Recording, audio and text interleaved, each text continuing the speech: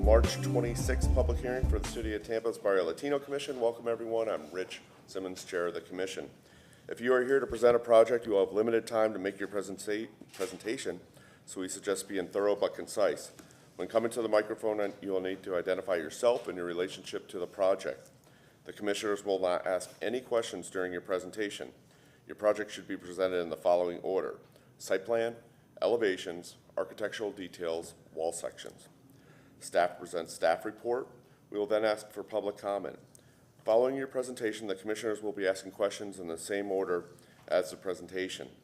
Please state and spell your name clearly if you're here to speak for or against the project, because your time will be limited to 3 minutes. Take some time now to summarize your comments, because 3 minutes goes by pretty rapidly. Following public comment, the applicant will have 5 minutes for rebuttal. The public hearing will then be closed. The only comments which will be allowed after the public hearing is closed will be in response to any questions from the commissioners. The commissioners will then discuss the case and will make their decision based upon the city ordinance, chapter 27 of the city zoning code, the design guidelines, the Secretary of Interior standards, the design review comments, and the testimony given today at this public hearing. The BLC can only act on items that are within our specific jurisdictional responsibility. Owner agents are independently responsible to obtain any appropriate permits and/or approvals. If you haven't already done so, please silence your cell phones. We'll start with the introduction of the commissioners on my left, please. Liz Welch. Leaving Win. Good morning, Jose Chalot. And from city staff, we have Ron Vila, Alexis Guzman, Heather Bonds, and from legal, Dana Crosby Collier. Okay, we have the minutes from the February 27th public hearing in our packet. Is there any motion on that? No. Motion to approve the minutes from Tuesday, February 27th, 2024. Second. Okay, any discussion or corrections needed on the minutes? Hearing none, all in favor of said motion, say aye. Aye. Opposed? Motion carries. Mr. Vila. Good morning, Commissioners. I'm Ron Vila. I'm staff with Historic Preservation. Under announcements, we have the staff approvals that are in your packet. We will receive and file at the end of the meeting, as we do with all the documents that will be presented this morning. Just an FYI, we have the minimum attendance for our quorum this morning. We're going to have a conflict around 1 o'clock this afternoon. We have 4 agenda items, and if we could get through those items, stay on point with your questions, because we have a long agenda this morning. At this time, we have a new segment under announcements as Preservation in Progress.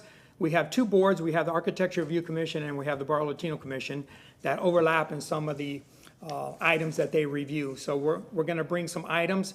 This one here is more focused on the Hyde Park Historic District, but then at the end I'm going to put a spin on it and you'll see exactly how it affects you as well.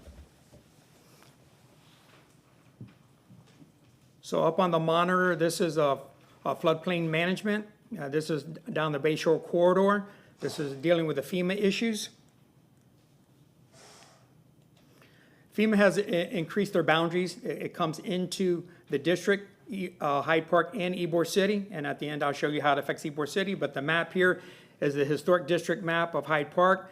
What's in yellow you see is the coastal area along the bay, from Platte Avenue to the north all the way to Howard. This is the Sanborn map showing the same area. This is Bayshore Boulevard. In 1929, is indicated here, the properties in yellow are frame construction buildings, and then the reddish ones are brick. Shows that there are some lots here that don't have any structures on them. So as the structures come on board, they'd have to meet the minimum flood, the DFE, within the FEMA's criteria. FEMA's criteria has raised up from the DFE, from the finished floor, and it also encroaches back into the district. So here you see Bayshore Boulevard, and then you see how it creeps in. Any parcel that has this AE will be affected by the FEMA's requirements now moving forward. Just to show the devastation, in 1921, a hurricane came through and crippled this building here and a lot of the other ones, but we do have example of this one that I wanted to share. And then It was reconstructed then, and then in 2022, it was added on. It did a little hyphen. This was the main building, that's period. Then it has this hyphen, and it did addition. So it had a sensitive parcel that the addition could go to the, to the side instead of to encompass it, on the historic building itself. Along with the FEMA's requirements, you look at setbacks and height from grade, how it's going to affect the subject area. So here we have new construction. As we come down Bayshore Boulevard, we have a structure here that was built in 1916, which is here. Then 1904, and then as you continue, 1925 and 1913.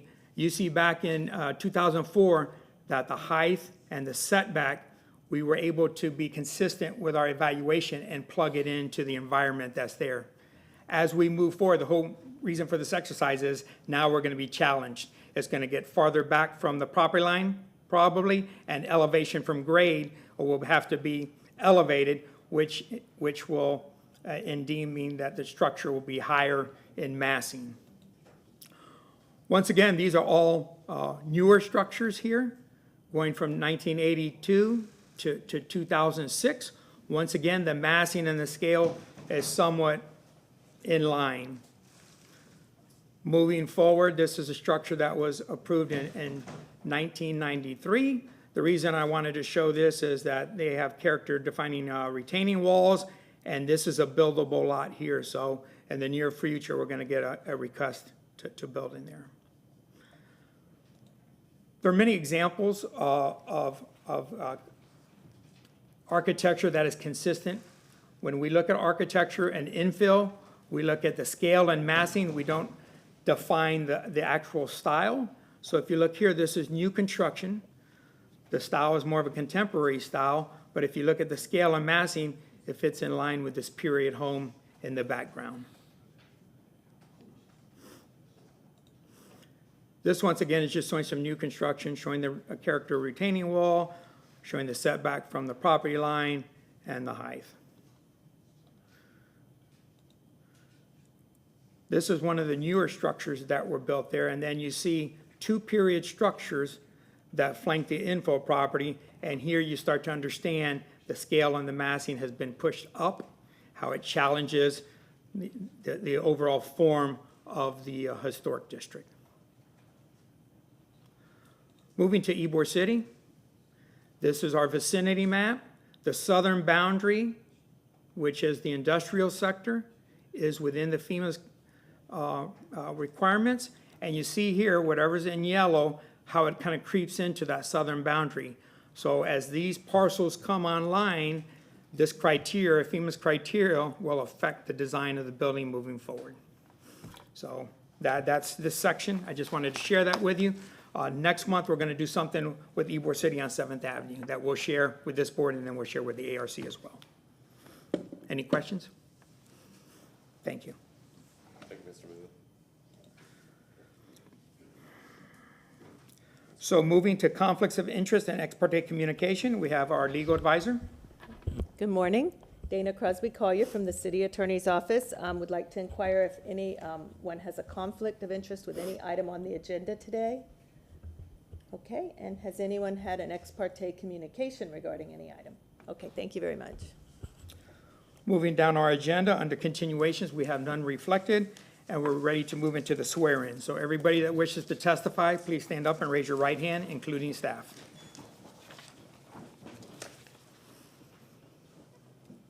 Do you solemnly swear or affirm that the testimony you'll be providing today is the truth, the whole truth, and nothing but the truth? I do.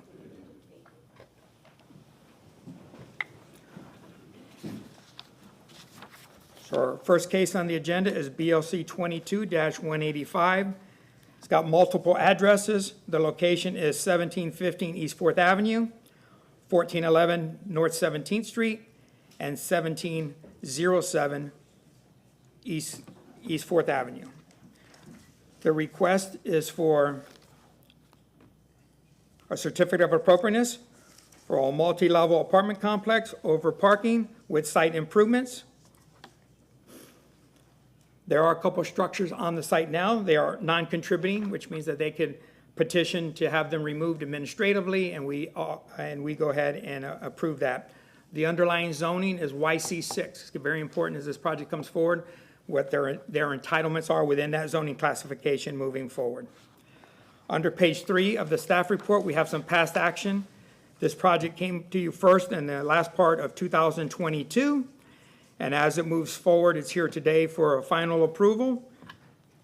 And along the way, there was a design exception that was approved. A design exception is a joint review through the legal department and zoning, and the information that was provided met the criteria, and they approved it in March 7th, 2023. At this time, I'd like to share some photos with you.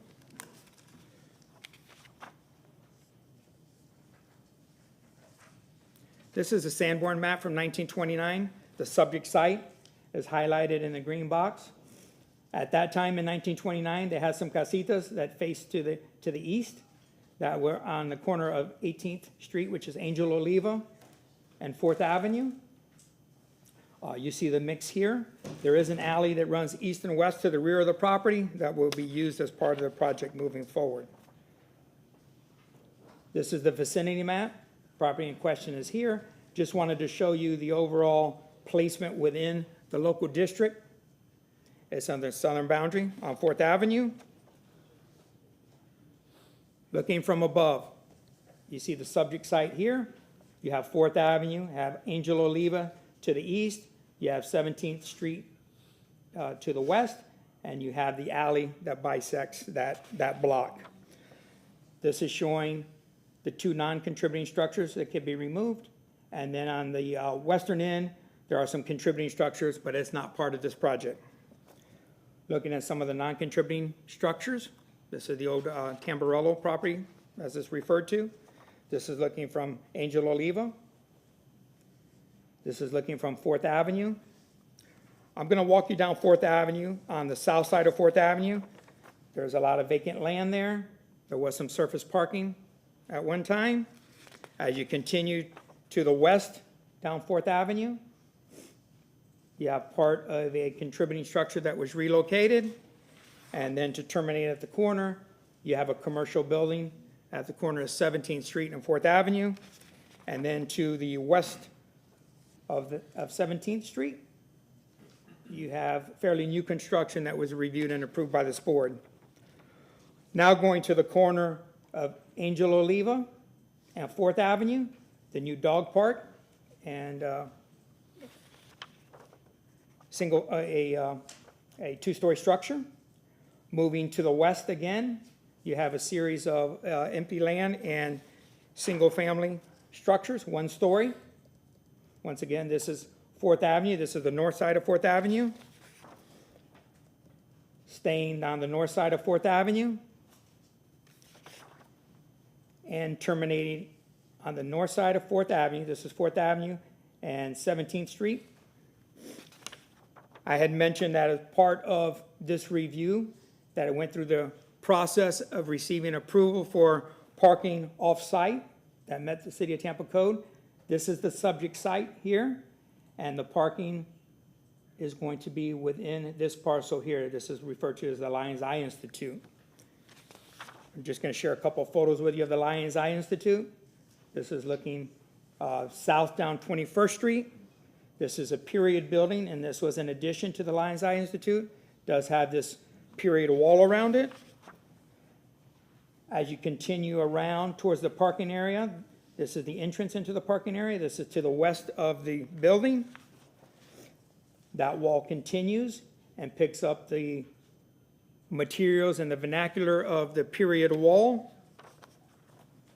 And just to show you how the whole wall encompasses that lot. This surface parking within Ybor City meets of all our criteria. So as you look at this exercise this morning, the satellite site for the parking meets all the city requirements. This parking lot will not be modified at all. It meets all standards.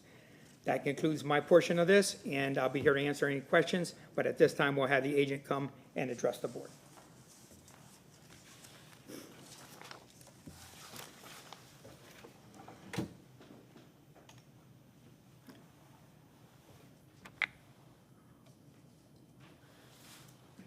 PowerPoint? Go ahead. Yeah.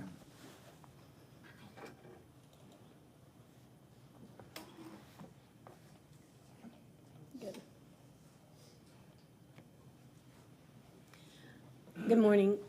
Thank you guys for your time. We really appreciate it.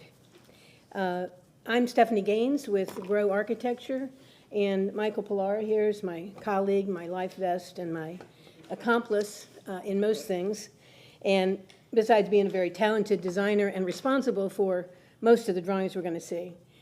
The partner developers, one is here, Jim Hettinger, and I believe that Don is watching, so we'll just wave to Don from Philadelphia.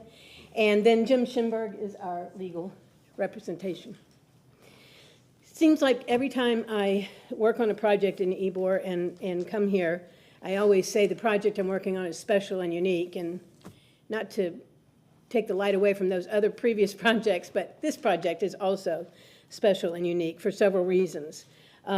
First, its unique objective is to provide workforce housing for people in Ybor, which is lacking. And it's also an important landmark site. I mean, not officially, but to Ybor neighbors and people who've been there for a long time, it's an important site because it was a Tamburello service station for 80 years, built in 1940. And it was, you know, according to the people I talked to, much more than a service station. It was a gathering place for people in the neighborhood to get together. And we would like to honor this little place in some way that we can. The humble little place and the people who owned it had big hearts and embodied VM Ybor's original plan for Ybor, which was to be a living and working community. Jim and Don want to kind of follow in that objective and provide this apartment building for the workforce in the area. And so the project we're going to show you is a 93 unit, small and fully outfitted apartment project with a small bodega on the ground floor. It's going to be a building that encourages interaction with the community by minimizing unit sizes and on-site amenities so that the community is the amenity. And it's going to encourage uses of alternate transportation just because of its location to many options. And as Ron said, since 2022, we've been working on the project, and we've been working with city staff, historic preservation, zoning, legal, and we've been through lots of design details changes with them, as well as functional requirements. We originally were planning to come requesting a variance for parking, but after meeting with neighbors and groups in Ybor, decided that that was not a good thing, that parking was more of a problem than we had realized. So we spent months and months finding and securing a lot to accommodate the rest of the parking that we're not providing on site. And as Ron mentioned, that's gone through zoning and legal and been approved. We come to you with this project that meets VLC design guidelines that other departments have no objections to and don't require any variances or request of for any special consideration. So we're hoping, as Ron said, to get final approval on the project, expecting conditions. But as you look at our presentation, please keep that in mind, that that's what we're looking for. I'm going to try to roll slowly here. Ron has shown you the location, and I'm doing that here again. This site is located here on 4th Avenue. I've quickly shown the off-site parking, which is 2 blocks away here. The thing that I want to point out, and Ron mentioned it a little bit, was the location, the unique location of this parcel is unique in that the YC6 and the YC7 zones touch running down 4th Avenue for only 2 blocks. YC6 is a transition area that is mostly commercial in use, and is to buffer the YC7, which is mostly single-family housing, from the more intense IG section. So the building heights allowed in YC6 are 60 feet, and in YC7, they're 45 feet. I think that's all I want to do there. This is the Sanborn map that Ron showed as well. This, we're just highlighting within this neighborhood, it was common, and really throughout Ybor City and even West Tampa, because these were living, working communities purposely, it was often that larger buildings, mostly used for working factories, would be in the neighborhood adjacent to single-family homes and smaller, so that everything, it's just unusual. It's an unusual kind of zoning that, that exists there. This is showing photographs, old photographs from our site or within the blocks of our site, and all of these images have combined, have single-family or multifamily duplexes, that kind of thing, combined with factories. This is a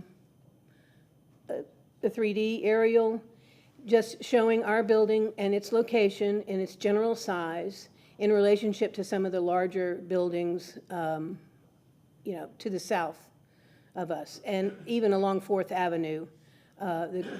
Even in some areas of YC7 is the Lorenzo Cigar Factory, now the Lion's Eye, also a larger structure. To the left of our project in this image, which is west, is the newer construction shown here in this photograph. This image is the same image, just showing some buildings that have gone through the BLC process and been approved, just haven't started construction yet. And we have a weird way of numbering these, but 5, 8, 6, 7. Anyway, two of the projects are in the YC6 district, which is the 5-story apartment building on 3rd Avenue, and the renovation of a 2-story warehouse on 2nd Avenue. Then the other two that we wanted to point out are a duplex just to the east of our property and in front of the this apartment building, and then a 3-story structure of townhouses proposed for right across the street from us. That's number 8. Of course, cigar factories are the largest or the most significant historic reference that we can apply to this type of project. And so this just identifies overall characteristics, typically very simple in shape and form, narrow and slender, with a 1-to-1 or 1.5 ratio in height to width, and a 1-to-4, 2, 3, and 4 ratio of length to height and width. They are normally 3 to 4 levels, plus a partially submerged basement. In this particular, this is the Corral Wadisca. In this particular one, Michael and I measured that to the floor, from ground level to the floor, there's 8 feet of height here. So, you know, it's essentially a 5-story building. But we call, these are 4-story buildings and 3-story buildings for the most part. There's repetitive fenestration openings, the windows in a very strong continuous pattern, some central located entry, whether on the end or in the center of the structure this way, and primarily brick facades with the use of some other materials occasionally or early on that maybe have been replaced with brick. Simple ornamentation, there would normally be some sort of ornamentation at the water table, and then there would be a minimal detail at the top of the building, either in a roof cornice detail or expression of columns coming up. And normally, these buildings had painted signage on them. So this is our, I'm sliding, this is our footprint of our building. As Ron mentioned, the two historic structures to the west are not included in the submission. They will be left alone, except that we will provide 2 parking spaces in the back for them that had been previously committed to. So the building, in keeping with the historic guidelines, hugs 4th Avenue and Angel Oliva, giving us a 2-foot buffer for at least to have a little bit of green space between the building and the sidewalks. In the center, we are recessed in for our simple entry, main entry. The color on the building, everything except the white, shows the structure of the building as it rises up. The white parking is uncovered. Let me zoom into the next. This one shows a little bit more, a little closer. So we have a very modest lobby, can be entered from the parking area or from the street. And it's important for me to say that all of the vehicular access to the property is from the alley. Go back to here. We'll improve the alley from 17th Street to Angel Oliva per city standards. We'll also repair all the missing and replace all the missing granite curbs that exist along this block, creating about 12 additional public parking spaces. And of course, all of that work has to be approved by the city and done to their standards. Trash will be rollout dumpsters at the end of this alley, picked up there. And we'll have probably transformers and a few other pieces of equipment in this general area in front of the stair that we'll conceal with some landscaping. I'll note here that the balconies, some of the balconies cantilever from the building 2 feet. Those exist all along 4th Avenue, and they fit within the property line, so we're not asking for an encroachment easement there. However, we are proposing larger cantilevers along Angel Oliva, and so we will be pursuing encroachment on that side. Oh, and also, I want to mention that something, you know, when you start these projects, you go through all sorts of different possibilities. But one thing that was really critical to the whole team was the idea that there would be uses along the street rather than a parking lot. You wouldn't see a parking lot, you wouldn't see murals facing a parking lot, that there would be activity. So we've got these 6 or 7 small little studio units with every item in those is built in, so no furniture required. And, you know, they have access to the lobby, but really they can't really access any of the rest of the property.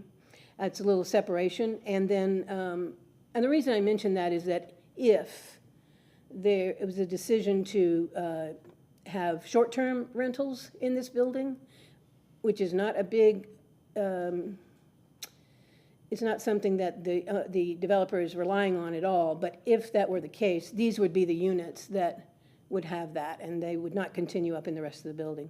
And then we have a little bodega on the corner with a covered patio. So we've fronted, at least faced the building so that you don't see parking from the pedestrian view.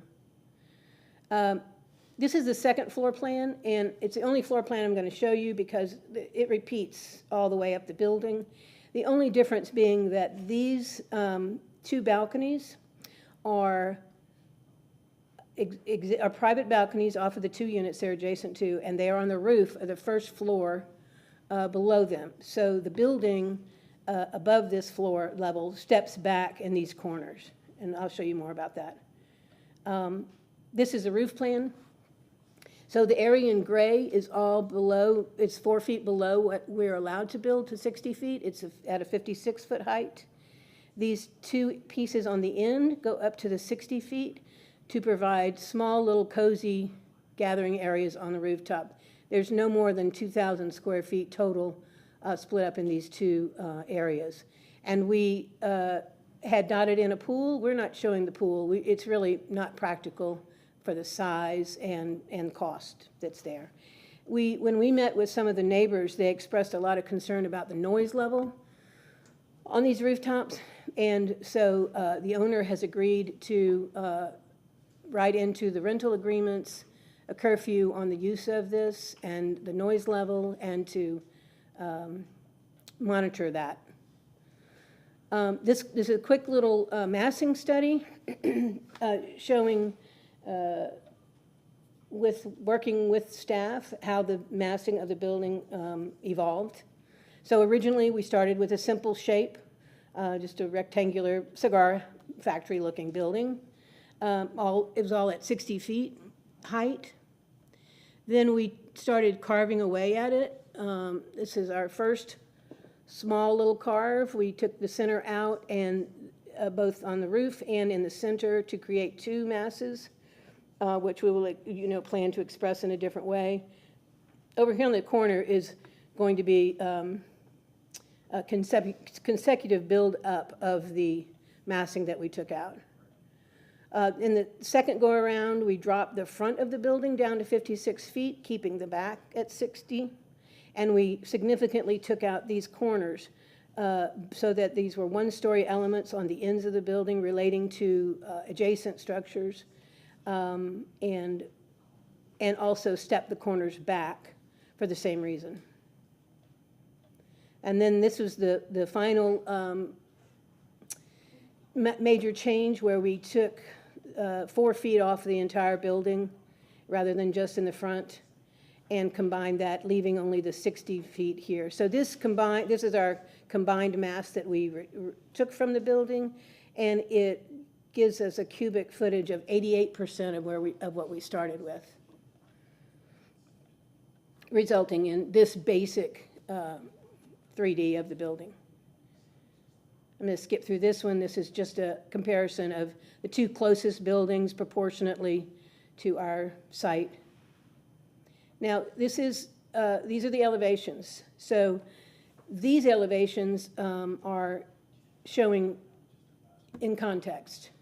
So they're a little small, but the point is to show them relative to everything else that's going on in the neighborhood. So this is 4th Avenue's elevation, which is really the main elevation of the building. Next to it, heading west, are the two protected buildings that we're keeping, and then the 5-story condo building just across the street. To the east, Michael, correct me if I do my directions wrong. To the east is a large duplex that's planned, 2-story duplex that's planned. You'll also see on these drawings a 45-foot line and a 60-foot line, trying to indicate where 60 feet is allowed and where 45 is allowed. This is the Angel Olivia side.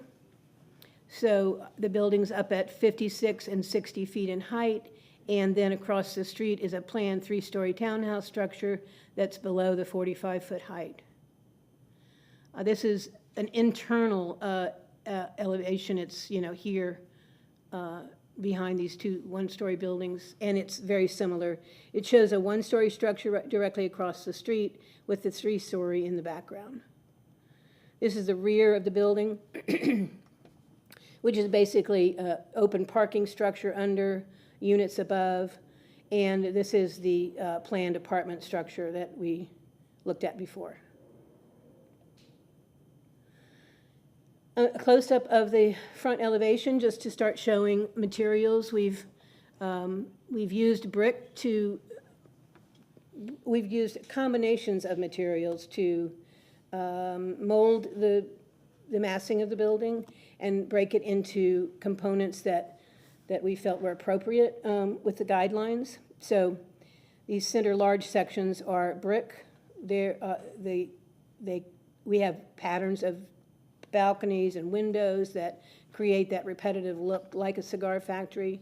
The center is this element that is stepped back from the face of the building, as are these two elements on the ends. This is set back about 6 feet, these are set in at least 10 feet.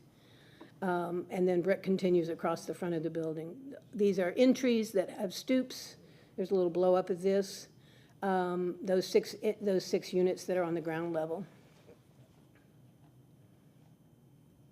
The rear, again, just open parking with units and balconies above. And then the two side elevations we just saw. And now, I meant to mention that on these elevations, you'll start seeing some signage indicated. You know, those are early stages for that. Normally that is defined later on in the project, but just to give you an idea, I'll just go back to this. We've been given permission by the Tamburello family to use their name on the building, so we're hoping to do that.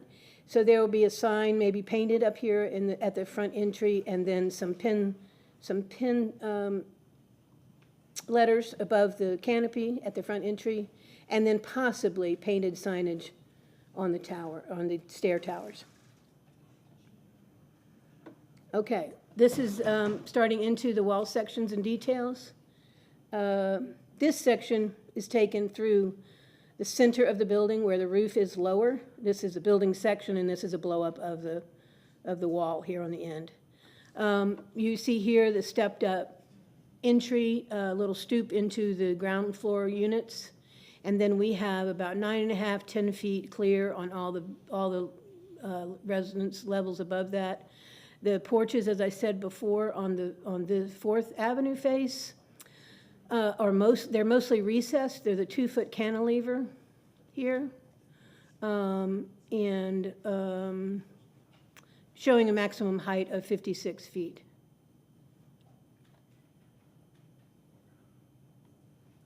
This is a section taken from one of the end wings that has a 60-foot building height, and it's very similar, but here you see the roof over the bodega being used as a private patio, and the larger cantilevered balconies here on these units.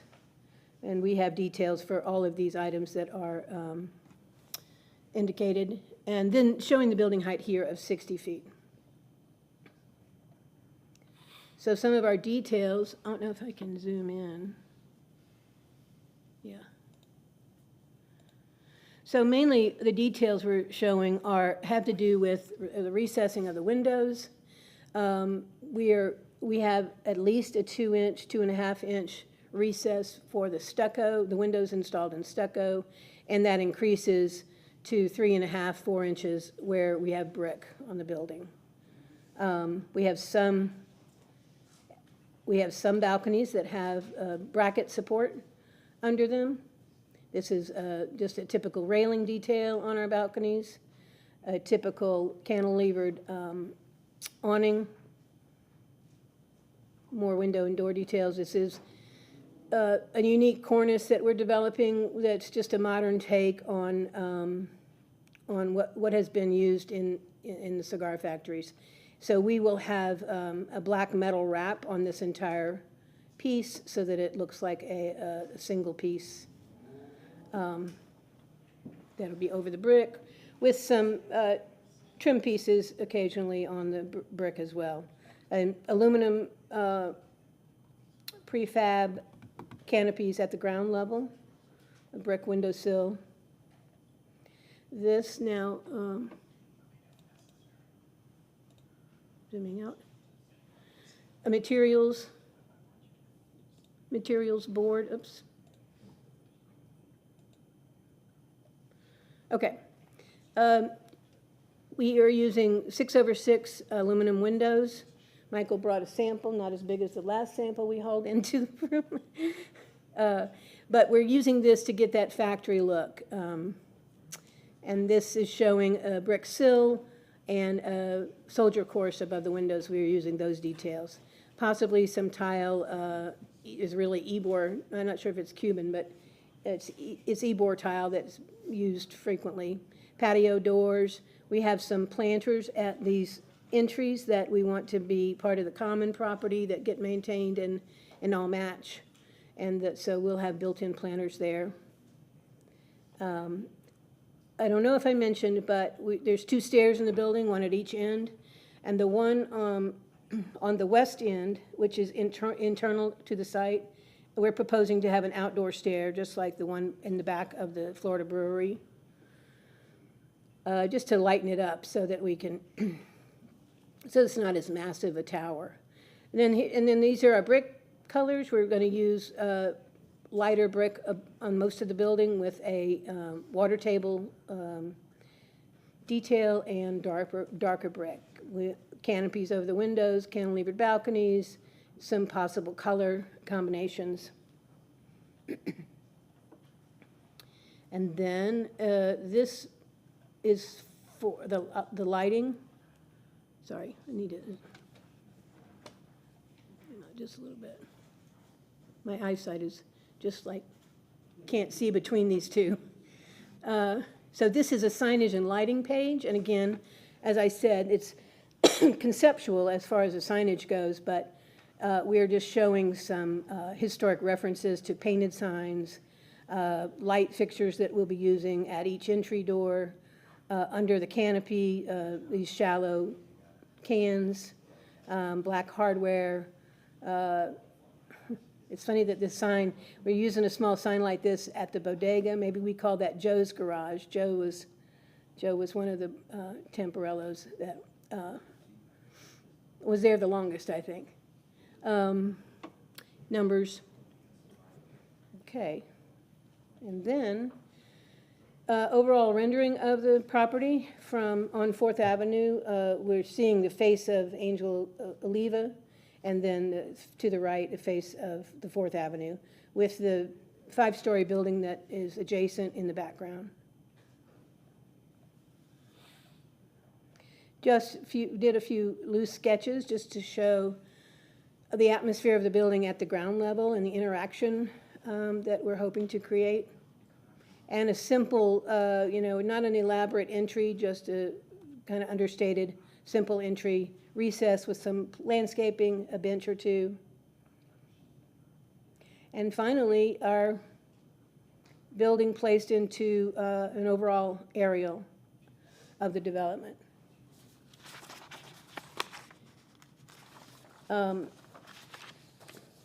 I believe we have provided all the information requested in the staff report and have addressed the guidelines and conditions covered in the staff report. And of course, we're happy to answer questions and take comments, and we really appreciate your patience.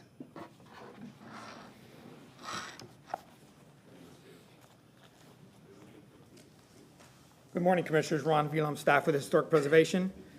In reviewing BLC 22-185, the underlying zoning, as I stated, was YC6. The use is a commercial, and the request for a certificate of appropriateness is for multi-level apartment complex over 1 level of parking with site improvements. Moving to the staff report, there are 6 letters that were submitted. They're in your packet for review. They're up for discussion if you want to dive into them as well. Staff's finding that this application is consistent with the Ybor City design guidelines. There are no variances attached to this request, but there is that design exception for the parking off-site. The conditions are as follows. I want to just touch upon some of the conditions. Very thorough presentation, and did address most of the conditions on the staff report. We were looking for historic references. As with all new construction, we look for compatibility with the older structures and scale and massing. And then we also look at new construction that was done in the recent past, 10, 15, 10 or 5 years ago, to show the compatibility of the direction of development within Ybor City. The setback, I believe, is very important off the primary streets that are visible to create that urban environment. What is that hardscape from the parking wells to the granite curbing to the sidewalks themselves? And then as you enter into the one-story establishments there, sometimes you have a transition of materials. There are a hierarchy of materials as you get into the private property. All the automobile access should be secondary. It is, it's off the alley. One of the concerns that we have is that they work with City of Tampa, Transportation Department and Mobility to see what the underlying material for that is and any deviation, engineering that is required to be a successful transition from what the alley is today to what it's gonna be in the future. We worked with Stephanie and her team many times. I wanted her to provide you with the progression of the illustrations of where the project started, where their entitlements are, and how they divided up the massing to be more consistent with our criteria. One concern that we had was the center element. There is a long run along Fourth Avenue, how to create a sense of place that is more consistent with the Ybor City vernacular, to divide the buildings into two, and that the corner rings kind of be a little bit more of an urban environment. There were some period buildings that anchor the corners, and I think they did a job trying to illustrate the urban environment at the corners as well. She did talk about some encroachments. Any encroachments that have to go through the process. If this is to receive a final approval today, that would be a condition moving forward that all encroachments be reviewed through the encroachment process. She did touch upon landscaping. I think landscaping, there is some relief off of Fourth Avenue. I didn't see a master plan for the landscaping, but if she could touch upon the landscaping at the pedestrian level and the verticality to soften the building as well. She talked about the signage. The signage is very preliminary at this stage. That's something that could be delegated to staff. If staff is comfortable approving it, then we move forward with that. If not, then we bring it back in front of the board. And then she has some materials over here. I think as part of the presentation. I think it should be shown to the board and to the public. And any additional color palette, colors that are going to be introduced into the project should be submitted today and/or have a condition that we'll look at it at a later date administratively. That concludes my portion. I'm here to answer any questions. Thank you, Mr. Vila. Anyone here from the public wishing to comment on this case, please identify yourself and come on up.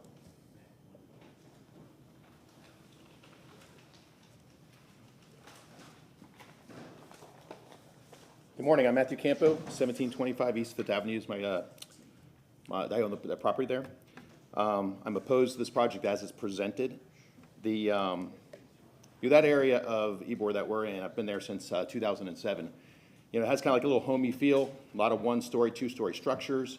Joe Tamburello right across the street before he moved out of there, I mean, we would communicate with him. It was that kind of a feel in that area, that you'd find in Ybor. So within that area, this particular project will change that substantially. And there's a couple things that we have, as far as me and other folks have for concerns.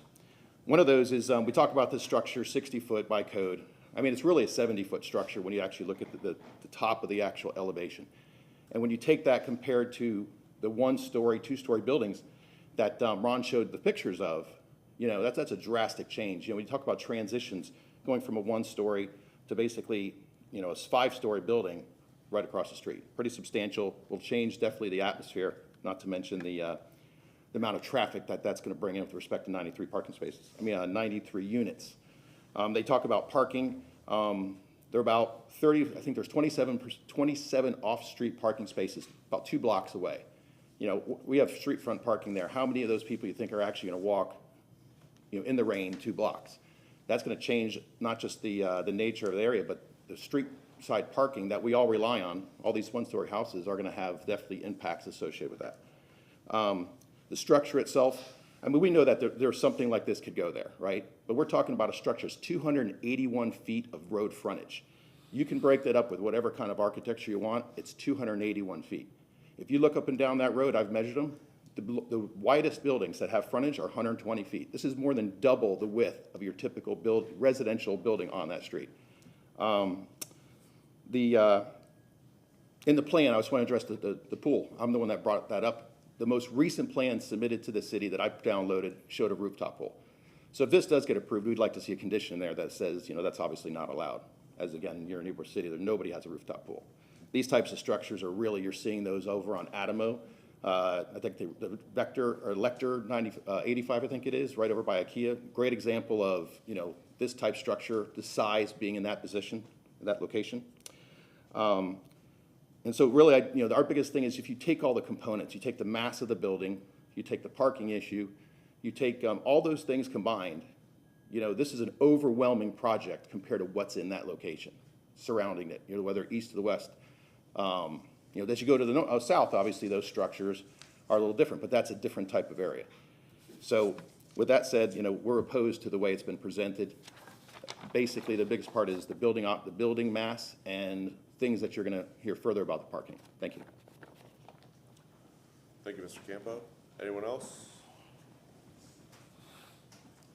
Yes, sir. My name is Mark Bentley, 400 North Ashley Drive, Tampa 33602, and I represent 4 surrounding property owners.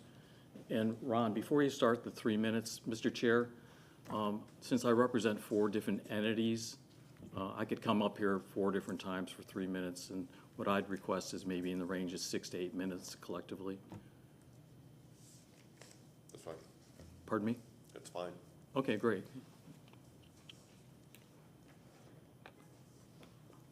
So what we have on the overhead here is we represent 4 different entities who are in close proximity to the subject property. You can see Chillip LLC to the north, and to the east, Chill 4 LLC, B Chill LLC, and then Nick Capitano LLC directly to the east. All these property owners will be impacted by the lack of compatibility and adverse impacts associated with this proposed project as a result of its scale and lack of parking, with 31 parking spaces, or roughly a third of the parking spaces, located a few blocks to the east. Actually, it's over 1,000 feet, and the minimum standard with the city is 1,000 feet, and you'll hear in a couple minutes, we'll get into that level of detail. So, and also notably, the city allows for 65% compact spaces for a project. And when you do the calculation based on this site, I think in the range of 52 or so out of the 60 are compact, which exceeds the 65%. So, but for this Lions Institute a few blocks away, they wouldn't meet the minimum parking requirements, not only in terms of number, but percentage of compact as well. And also, that includes at the Lions guest parking for the project as well. So realistically, you know, in July, when it's raining or, you know, extremely hot, the chances are someone walking a few blocks, actually it's over 1,000 lineal feet to the parking lot entrance, you know, is very impractical. And in any event,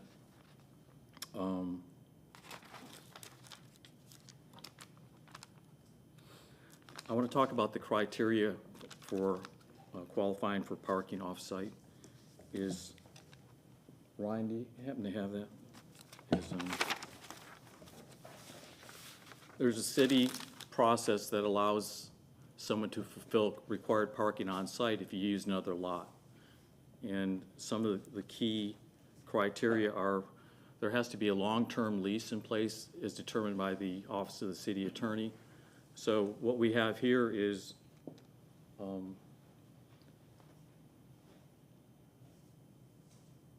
and I'm pointing to the code section is 27-283-6, insured by a long-term lease. So what we have here is it's purported to be a lease, but in essence, it's really a revocable license. Under Florida law, a license is revocable at will of either party or the grantor of the license. In this case, there's a lease. It's a 7-year lease. However, there's a termination provision. It says upon 90 days notice that the lease at the sole discretion of the landlord can be terminated without cause. So I put the lease up in what it says here in the first sentence. And this was online in a cell. I didn't see it in the backup, your backup materials. But in any event, and it's supposed to be recorded too. So number one, this purported lease is not recorded. We did the research on the title yesterday. And number two, it says, notwithstanding the foregoing, lessor shall have the right to terminate this agreement effective any time after October 2024 upon 90 days notice. Okay. So it's not a long-term lease if you can terminate it with 90 days' notice. So in the event of termination at the sole discretion of the landlord, the Lions Eye Institute, this project would be deficient by 33% or 30% of its parking, okay? And that would force the developer to find alternative parking, all right? Because you can't fulfill that based on street parking, so they have to go through another design exception or, you know, go through that whole exercise again. And I want to point out too is that there's also a provision in the lease that says in the event that the lease is terminated, it says the developer, the applicant, in connection with today's proceeding, would have to find alternative parking. And so it's not enforceable by the landlord under this lease. Obviously, they can't force this developer to go get alternative parking. That condition in the lease would have been more appropriate in the city's design exception letter. In the event that, you know, there's a termination of the lease, then you got to find alternative parking to meet code. Otherwise, you're in violation. That's a code enforcement issue. So I just thought I'd bring that to your attention because I anticipate the applicant would bring that up. But that really has no teeth, okay, for the landlord to force the applicant to get parking somewhere else. You know, once the party's over, it's terminated, it's done. That's the end of their contractual obligations. I'd also like to point out, too, is that we've had discussions. The Lions Eye Institute CEO, Mr. Jason Woody, he sent an email, which we just received, and I'll submit this into the record, Mr. Chairman. And I'll put it up here, actually. And it says, to whom it may concern, the parking agreement signed with Lions is only temporary and not long-term. The agreement has a 90-day exit clause as we plan to build on the property in the next year or so, making it unavailable for parking. So in conversations with Mr. Woody, here again, this is kind of a unique animal, this design exception, temporary parking. His observation was he was trying to help them get through initial permitting. That's why there's an October termination date in the lease. So that being said, what I'd like to do is turn it over to, just briefly, Mr. Ryan Manassi. He's Director of Development for our law firm. And Ryan wants to talk about another criteria in the off-site parking standard that they failed to meet. Ryan? Good morning, Board. Just to point out quickly, under B, Section 27283.6, you'll see it talks about the 1,000-foot for the off-site parking requirement. And what I wanted to show you from the applicant's application itself, can I have 2 more minutes? Okay. They've identified, oops, is that upside down? Nope, 896 feet. Now, what I want to indicate there is that's to corner of the building to corner of the parking lot. When I measure it out on Property Appraiser, I get over 1,000 feet, and that's from the entrance to the Lions parking lot to the corner of the proposed development. And let me show you a couple pictures here just to kind of show you. Excuse me, because the code requires the entrance. The code requires the entrance, correct. Again, you'll see the walking distance of the public entrance to the structure of the land area containing for which such spaces are required. So you can't physically walk through the corner where it's been identified in the application. You have to walk to the access point, which is further on 4th Avenue. And I'd like to point out that it's actually a gated entrance. So that's over 1,000 feet. So I don't know if it was misrepresented in the design exception, but it wouldn't meet the administrative approval process for the design exception if it's over 1,000 feet for the off-site parking. So just to sum up, what you have here is there were certain misrepresentations, it appears, of material facts to induce the city into issuing the design exception. Number one, the lease. Number one, the separation, the distance separation, 1,000 feet. So what we would recommend, here again, my 4 clients, the surrounding property owners who would be impacted by this project, is that the project seems to be, the massing and scale is so significant, and that really relates to the number of parking spaces you need as well. So we would recommend that the applicant probably get a proper design exception with correct facts from the city in terms of the distance where the lot is, and a proper lease, okay? And maybe even consider reduction in terms of the massing and scale so they wouldn't need off-site parking as well. So I know that's kind of fast here what I did, but if you have any questions, I'll try and answer them. Thank you very much for your time. Appreciate it.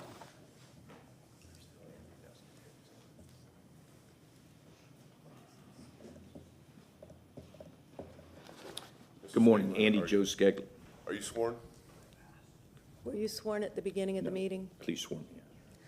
Do you solemnly swear or affirm that the testimony you'll be providing today is the truth, the whole truth, and nothing but the truth? Yes, I do. Thank you. Andy Joe Scaglione, good morning. I've been a property owner 200 feet from this property since 1995, 29 years, so I know the area very, very well. Nobody's gonna go park over 1,000 feet. They claim it's 950 over 1,000 feet. They're gonna be parking in the neighborhood, okay?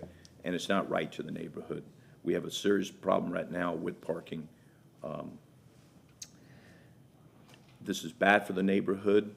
I'm all about quality versus quantity, and this is a perfect example of development that we should have in the city of Tampa, quality versus quantity. It's too massive for the area, definitely gonna create a parking problem, and it doesn't even meet the criteria. When I read the lease, I don't wanna say the same thing they said. This is a 90-day lease. I mean, the owner of the CEO of Lions Institute just sent an email saying he has he's gonna be using this property, that he's gonna be using the property within, what did he say? This agreement, we plan to use this property in the next year. So I mean, this is the fourth time that this has happened. The first time they signed a lease with a person that didn't even own the land. The second time they signed a lease with 717 that had all these caveats that they couldn't use the land on certain days. The third time they used it on a property that already had too much parking. It would have made them non-conforming, the Corral Cigar Building. Now this is the fourth time. I mean, it's just misrepresentation. I want something to be built here, but I want quality. And it's very frustrating that, I don't know, just very misrepresentation. And, I'm disappointed that the legal department didn't catch this about the 90-day, because let's face it, if you have a 90, you don't have a 5-year plus a 7 plus a 5, you got a 90-day lease. I've been in commercial real estate 38 years. And I've reached out to Susan Johnson Velez, but have not been successful in getting a return response on this. Anyway, totally oppose it. It's not a good project for the neighborhood. And thank you very much for your talents and all the time you spend away from your business and your family here. Thank you, sir.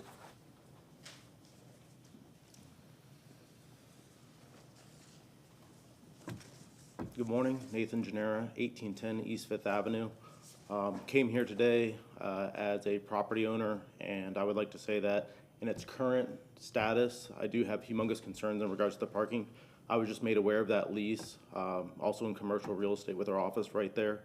And I can tell you right now, a 90-day lease, that's not gonna be a long-term solution for that. So in its current condition, I oppose it tremendously. I think it's gonna have a humongous negative impact for the surrounding parking area. And thank you again for your time today. Thanks, sir. Anyone else from the public wishing to comment? Okay, seeing none, we're gonna go ahead and go back to commissioners asking questions of the applicant. Do we need to ask any questions? Maybe this is a good time, Dana, Crosby Collier, to address the design exception that was Right. approved by the city.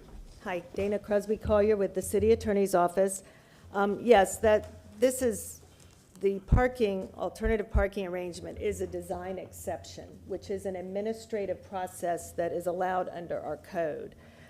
It's the applicant's bringing to you a plan showing adequate parking based on the city's code. The BLC really doesn't review design exceptions and administrative grantings of design exceptions. So I wanted to just make you all aware of the fact that that was an administrative process that's not really within the purview of, you guys don't review administrative design exceptions. So we shouldn't ask questions about. Oh, you can, definitely, you want to be satisfied with your review of the project. I just want to make sure, because it seems to me, in my review of the facts that were provided to you just now, you're being asked to re-review staff's decision, and that's not appropriate for this board. And just to be clear on the timeline, So this case was before us a little over a year ago in February 2023. And then the DEI was approved by city zoning on March 7th. So that was kind of in process. I think last time we saw this case, it didn't have the long-term parking finalized, and I think they were looking at options. So that kind of happened right after this was continued. I believe your applicant would be the better one to assist you in understanding the process. Understand? And so as we discuss the project and the design exception that this has, since we're not re-reviewing it, I mean, is our assumption that we would be approving this project with the idea that the design exception has been approved, right? And that we have to kind of take that as face value? Yes, sir. So I have before me the letter that approved the design exception. It's actually dated January 19th of 2024. This is when that design exception was approved by city staff. So it's been several months that they have had that design exception. But like I said, staff reviews it as an administrative process. It's not a part of what the BLC is charged with, is determining design exceptions approved by staff. So the design exception was approved in January 19th, 2024. Yes, I have the letter here in my packet. That's kind of, I'm trying to understand the timeline here because, you know, in our staff report, it says that it was approved on March 7th of 2023, so. Well, let me just. Or maybe that was when it was applied for, I don't know. You know, I don't know if it really matters all that much, but I'd like some clarification on. So I will introduce the letter into the record, and you'll have it. It just says, on March 7th, 2023, a design exception 1 was filed to request off-street parking. The applicant requests to obtain, use, and lease 31 off-site parking spaces in order to support the required parking count. He says pursuant to the application, he's proposing to construct an apartment complex. The request is stated above and illustrated on the site plan dated November 15th, 2023, to provide off-street parking on the property is approved. So the request came in on March 7th, according to this letter, and it was, the determination dated January 19th, 2024, was based on a site plan dated November 15th, 2023. I'll see if he has anything else in here that'll help you understand. Yeah, and I will leave this with the clerk. Okay, so just for clarification, the design exception 1 was filed on March 7th, but finally approved January 19th, 2024. We can have the applicant confirm that if you want. But I just want to make sure we understand the timeline and the process that they went through. So we can, thank you, Ms. Collier-Crosby, and we can start with some questions of the applicant. Sure. Well, thank you very much for a very thorough presentation. Appreciated that. I had some questions regarding like the site plan, but I also have some questions regarding some of the issues that came up with parking. I'd like to hear the applicant specifically answer the questions that came up regarding the perhaps incorrect ratio of compact to regular size spaces within the proposed site plan. Yes. And secondly, if you could address, Is the if you overhead could, on? if you could share with us what is considered a long-term lease from the city's point of view per the agreement, and then also, Yeah. have you met that criteria? Okay, I'm going to just review the parking counts with you, and then Jim will do the rest. This is part of our submittal package, which shows the parking details. So we're required 96 spaces, 93 for the living units and 3 per 1,000 for the retail sales, which adds up to 96. On site, we have 65%, no, I'm sorry, 65% of the 96 can be compact. And so down here, we have 52. It says we can have 63 compacts. We have 52. And we have 14 standard spaces along with our ADA compliant. So on site, we have 69 spaces requiring 27 remote. But we provided 31 remote, so a total count of 100 spaces.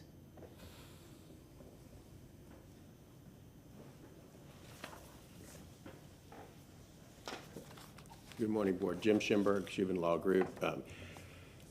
Just a couple of things. We've been working with staff, and our applicant has been working diligently to obtain off-site parking so he could meet the criteria for the city. The reason this is the fourth one is because each time he worked out a deal,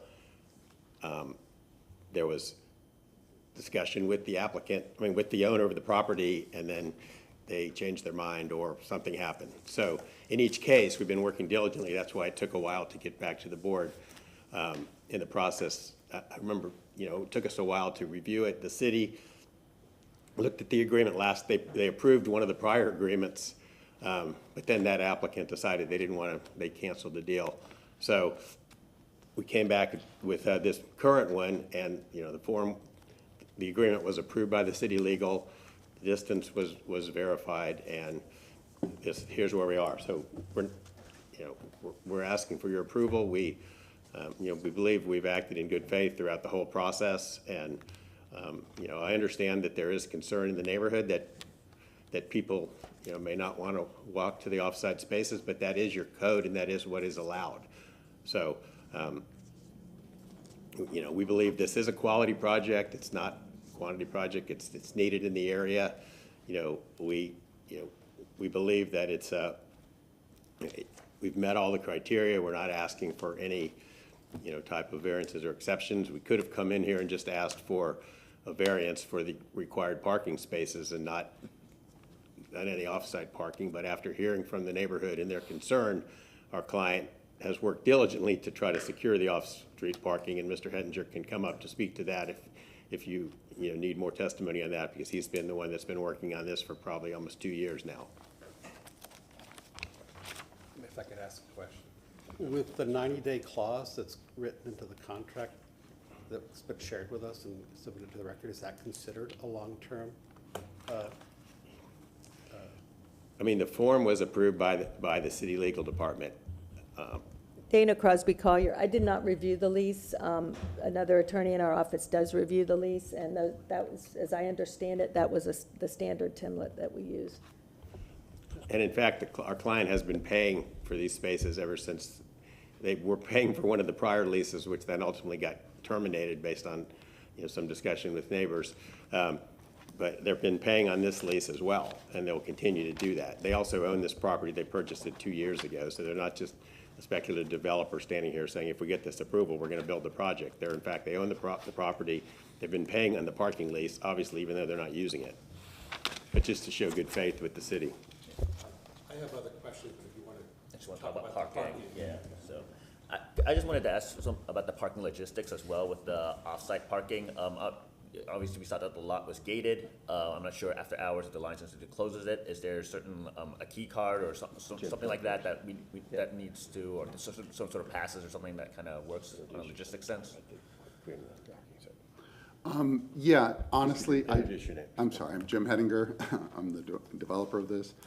I don't know if after hours they have a key card or not. We didn't get into that discussion.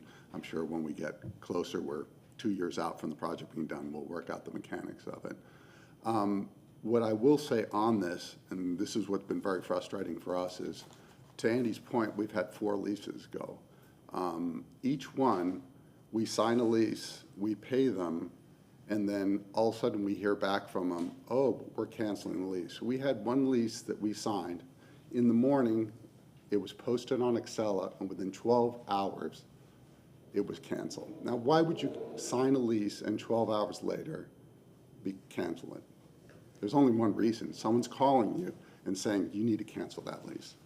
And by the way, I'm a little upset about this because this is the 4th time this has happened to us. Now we get a CEO of the Lions Club writing an email that you find out about today at the BLC.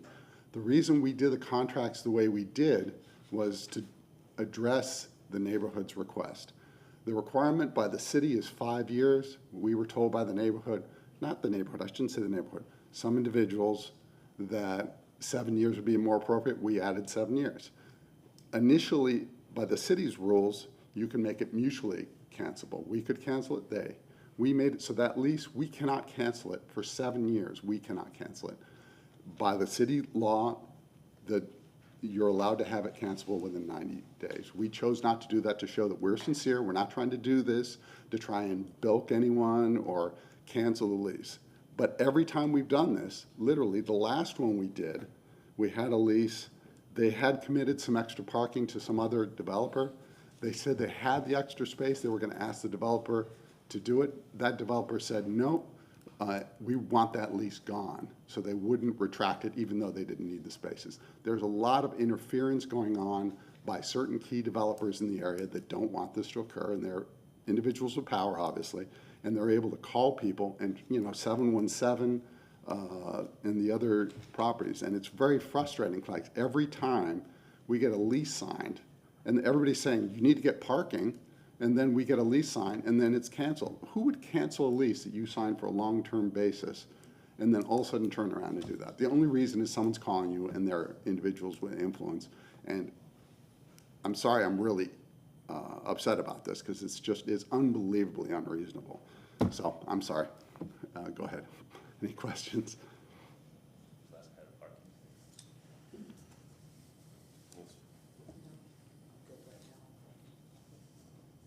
Yeah, and I don't have any questions. I think we'll just kind of leave this open for discussion, but thank you. All right, thank you very much.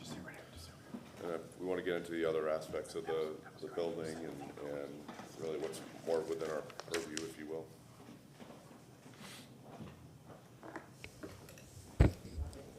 Yeah, you can go first. Let me find, okay. Couple notes that and I'm not gonna address the parking here as Rich indicated.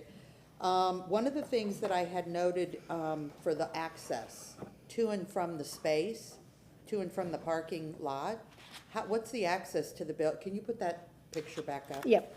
Thank you.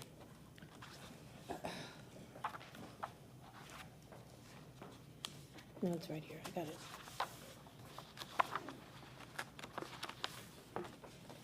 Yeah.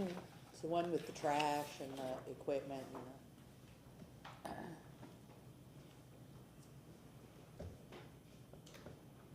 There you go. Okay, so it all enters through one entryway, right? Yep. Two-way entry, okay, that makes sense. The trash is, you don't enter under the building for the trash. The Yeah, truck will trash just come. is down there. Yeah. And are they, is the trash is rollout? The truck Yes. won't be able to back into there or access it from there? They're rollout canisters? They're rollout canisters, yeah. And I'm assuming that's gone through the city and they're okay with that? I was so Yep, they bad gave for us the that sizes of the right now. canisters and, Okay. All right, my other question is, you talked about doing some alley improvement, but you didn't talk a little bit about what that was. Can you kind of enlighten us as to what that was? You were gonna do some alley improvement in there? well, I'm not certain what the alley improvements, they're required, but the city has standards for Okay, that. and you're just gonna And meet we those have to follow standards. those, yeah. Okay. Yeah. I didn't know if you were doing anything extra to that. And then the other question, hold on, I got notes. Landscaping. One of the things I saw, you've got down here by your transformers, you're gonna put some little green stuff. You've got space for green stuff between the building and the sidewalk. Talk to me a little bit about your landscaping, because in your main picture along 4th Avenue, it's like a solid brick building. And I didn't see any landscaping. If you talked about it, I'm sorry, I missed it. And I know we didn't have the full landscaping presentation, but if you could enlighten me a little bit of what you're looking at for some of that landscaping. Let me just use this. Well, we're aware, having worked in Ybor City for a long time, that lush landscaping is not appropriate for, so we've minimized, and plus the standards want the buildings to be right up on the property line. So this is why we've provided just a small cushion for a hedge or some kind of flowering plant all the way across the front of the building. With these pockets just for a palm tree, some flowering, pots that will be changed out regularly. And then we are showing this green extension into the right-of-way to end the parking. That doesn't exist right now. It's something the neighborhood would like to have, but we said that we would work with them to, try to get the city to approve that, but we would like to add at least this green space on the end. We're showing a few small trees, and a few small trees here. We have really no details on the landscaping other than that. Okay. And then the other thing that we've got here is some of the lighting. If you talked about it and I missed it, I apologize, but can you go back and just touch base on the lighting and what you're looking to do there? Yeah.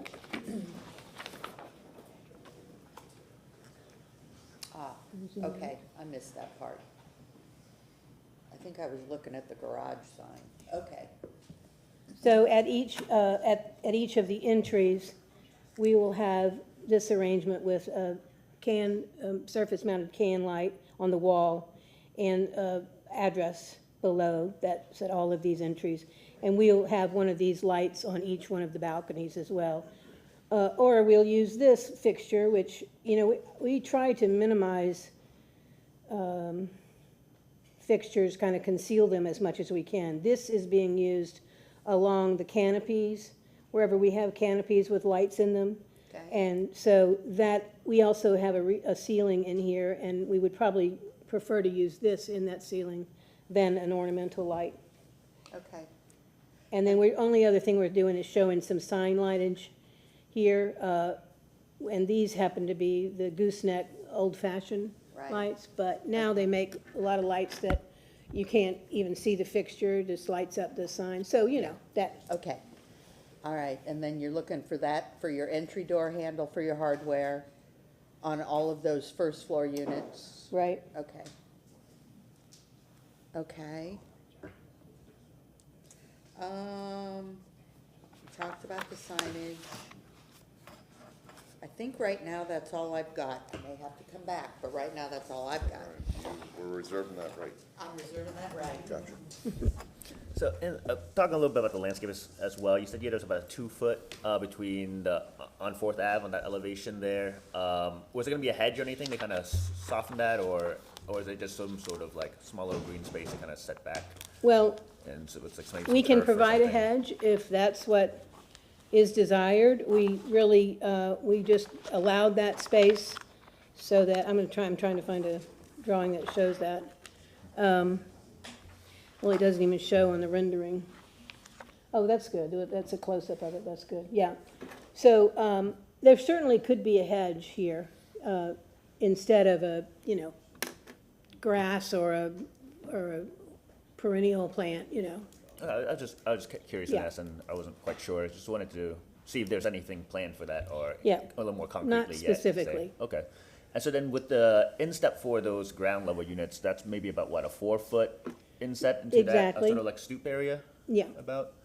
And then, so then we're kind of talking before, it's just kind of, and breaking up that ground level, what would be sort of like maybe what, like the average distance from that package room to that stoop, like edge of that, what would that be maybe about what? I'm sorry, from the package room to? Yeah, from the edge of the package room to the edge of that first stoop, maybe to the, to that This? side.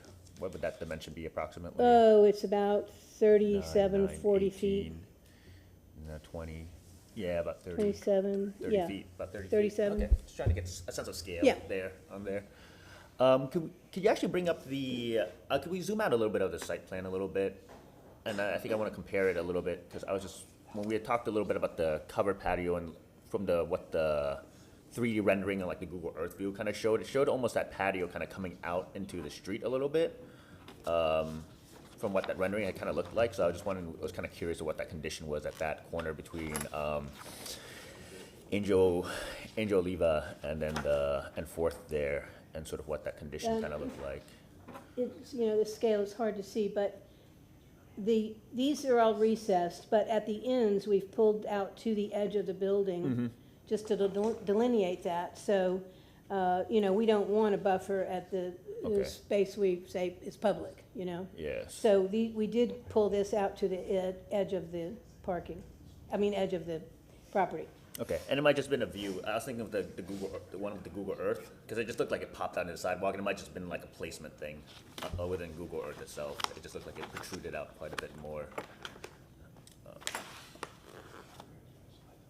This one? Yes.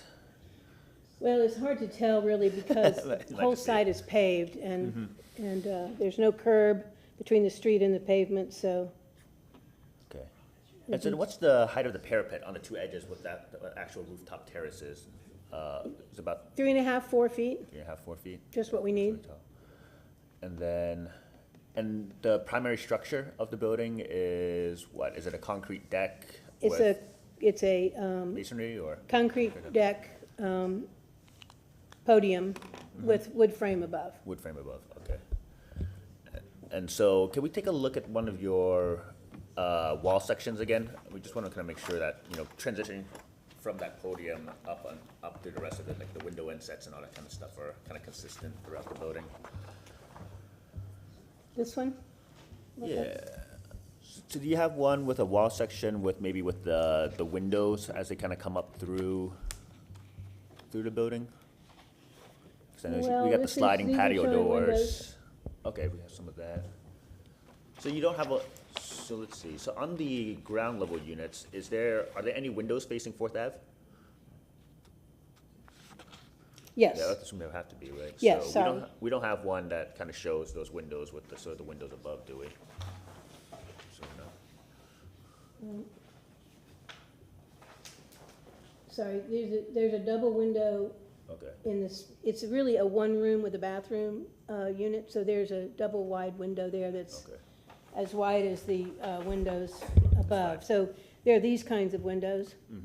And then on those ground levels, that's, is that considered part of the podium? Is that wood framed for those windows on the ground level as well, or is that gonna be like No, masonry? masonry. Masonry, okay, we just wanna make sure that the detail as you kinda go up for the windows is consistent Yeah. throughout the building, right? And then let's see, finally, was there anything else I kinda had? So then all rooftop units are, all the mechanical units are on the rooftop towards, in the center of the building, that's correct? That's right, And that's screened right. by a parapet as well? That's right. Okay. We have the roof plan.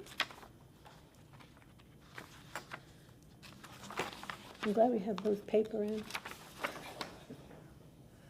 Yeah. So these are the condensing units that are located Okay. away from the parapet. And then, does the elevator go all the way up to the roof as well? The elevator stops at the 5th floor. Yeah, And we have just a handicap chairlift from the 5th floor to the roof for access. good.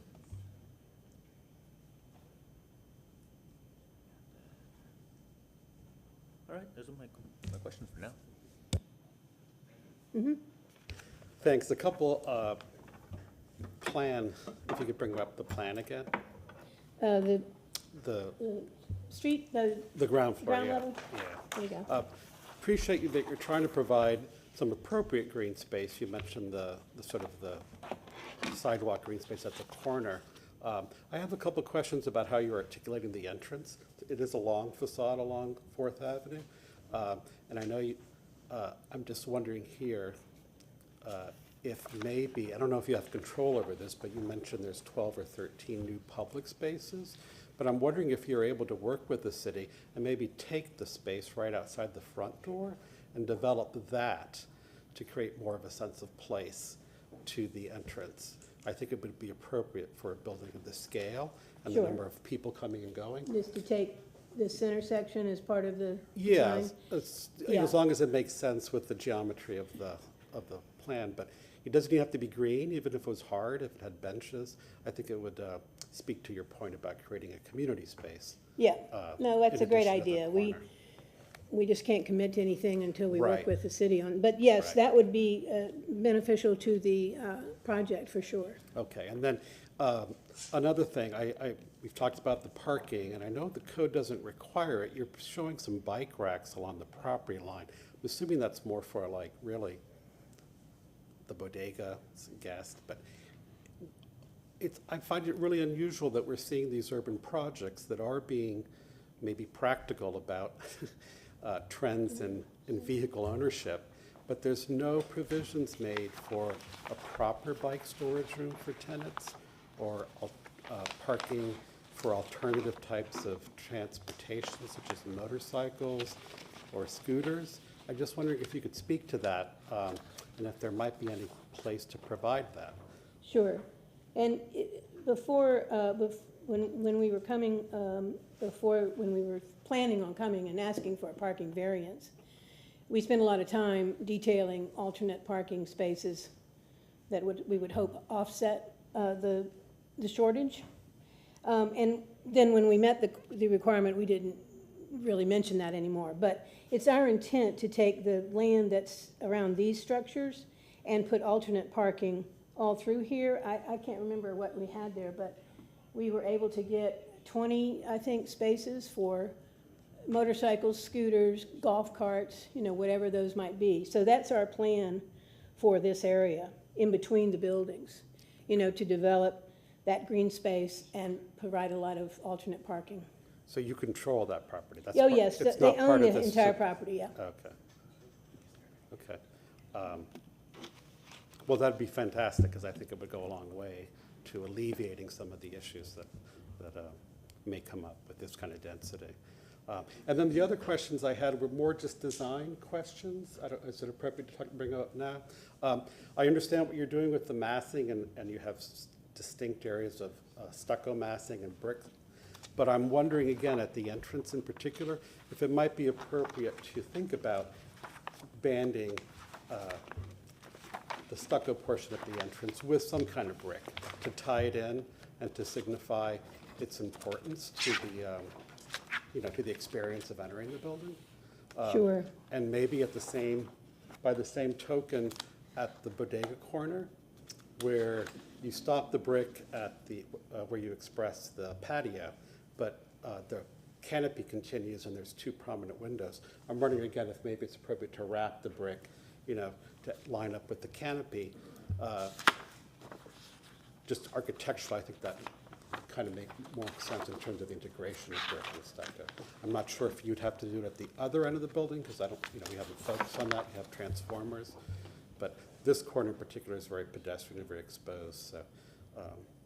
Yeah, I understand what you're saying, Yeah. is pull in some brick elements into this area. Even if it's just at the level of the windows, maybe, Yeah. maybe it goes higher at the front door, and then on the side, when you turn the corner, maybe wrap it just at the lower level, again, kind of like a.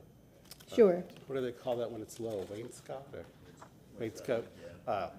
Just to tie it all in, I think it might make the canopies make more sense. You're meaning in this, Yeah, it could be low, but yeah, in an ideal world, they would be deep and you could sit on them. But I know we've gotten away from things like that. And then, again, I think you've done a wonderful job. I really appreciate the mix of the units, the way the smaller micro units interact with Fourth Avenue, the introduction of planters and urns, all that really creates a varied streetscape. Minor point about I know you're using brackets. It seems like you're using the brackets for the balconies only at the entrance. yes. Okay, I'm just wondering out loud maybe, on the top floor where you have the canopies, you're tying them back on top. You're really not going to see that from the street. Here, Yeah, Yeah. in fact, you even showed an example, something similar, where it really expresses itself as a modern plane with no support. I'm wondering if maybe at that top level, you introduce brackets, which would be visible from the street and would, tie into the other brackets you're using and what we see. we can certainly look at that. Yeah. That's fine. Our thought process was keeping the stucco areas purposely to look a little more modern than the brick areas, but subtly, so. Yeah, well, it's just a thought. I mean, yeah. You showed one drawing in particular, or a photograph in particular of that condition, where it really had a very modern expression of just a. Yeah, I understand. Yeah, and it's a considerable balcony and one's at a corner condition, so again, it's just a thought. But otherwise, I think this project really does go a long way towards meeting all the design guidelines in terms of breaking up the math in appropriate character-finding ways. Can I interrupt with one point? Is it, when is it time to respond to the public? I think we're gonna continue with questions and then. That's fine. I'll wait then. Yeah. So, can you bring up the wall sections through the multiple points?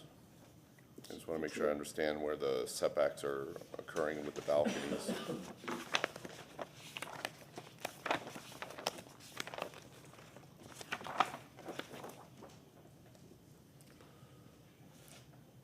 Okay, so all those balconies are inset, the windows are on the front face, but the doors are on the side, so they're That's- kind of recessed a little bit? Yes. Okay.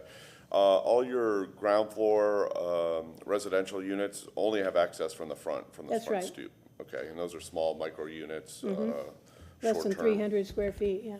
Okay, and then, okay, so you've got a concrete plinth on the second floor, then after that, it's all stick, right? Mm-hmm. So you use that to separate your parking, you've got CMU block down there at the ground floor, and then everything else is stick all the way up, right? Right.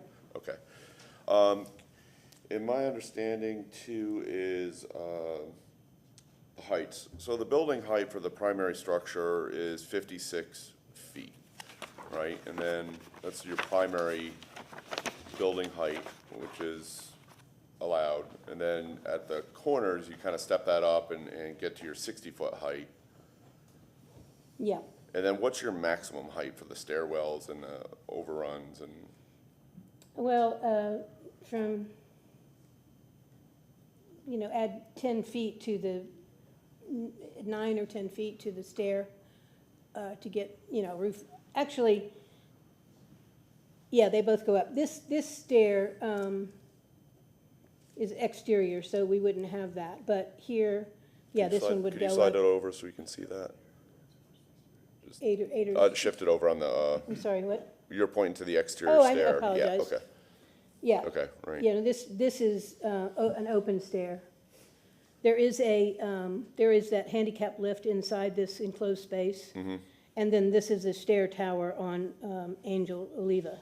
With the elevator there, or the elevator's only in the middle? The elevators are in the middle and they don't go up to the roof, so, Okay, okay, so we won't see that? Right. Okay, but we'll estimate those at 70 feet, the two stair towers? Okay. yeah. And I mean, I think officially you'd have to say the building is 60 feet because we are using up to 60 feet, but Yeah, the there- majority of it is 56 Right, feet. okay. And then that exposed stair on the west side, that's setback, because you have your transformers in front of that, so it can be exposed, you're kind of in the industrial area setback, it's probably 20 feet back, something like Yes. that, okay.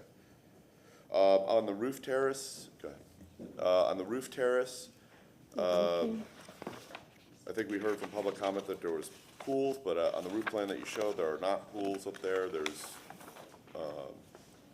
roof terraces? Yes, after the submission, we met with various groups and individuals in Ybor, and there was just, we didn't realize what a problem noise is from these rooftops that they're getting mainly from Seventh Avenue, but Sure. they're very concerned about these. And we really, we're picturing gardens and, a few seats, and they're picturing wild parties and Sure. music blaring. So it was a good point. So, yeah, we had a really small pool. There's not enough room for much. But we took that out. It's not necessary. Okay. And while we're talking about the roof terraces, we've heard from the neighbors that noise is obviously a concern in the surrounding areas and in the district as a whole. And since this is all apartments, right? Are there going to be hour restrictions for rooftop access or other public spaces that are out there that we could, whether? Yes, after our meeting with some of the Ybor Neighborhood Association, some of the members, the developer committed to putting it in a lease that the rooftop closes at 12 and to enforce that. Okay. I think that goes a long way with some of the concerns there. They seem to be alleviated. Okay. And you mentioned some encroachments before, where are those occurring, if you could cover that again? Yeah, that's like that.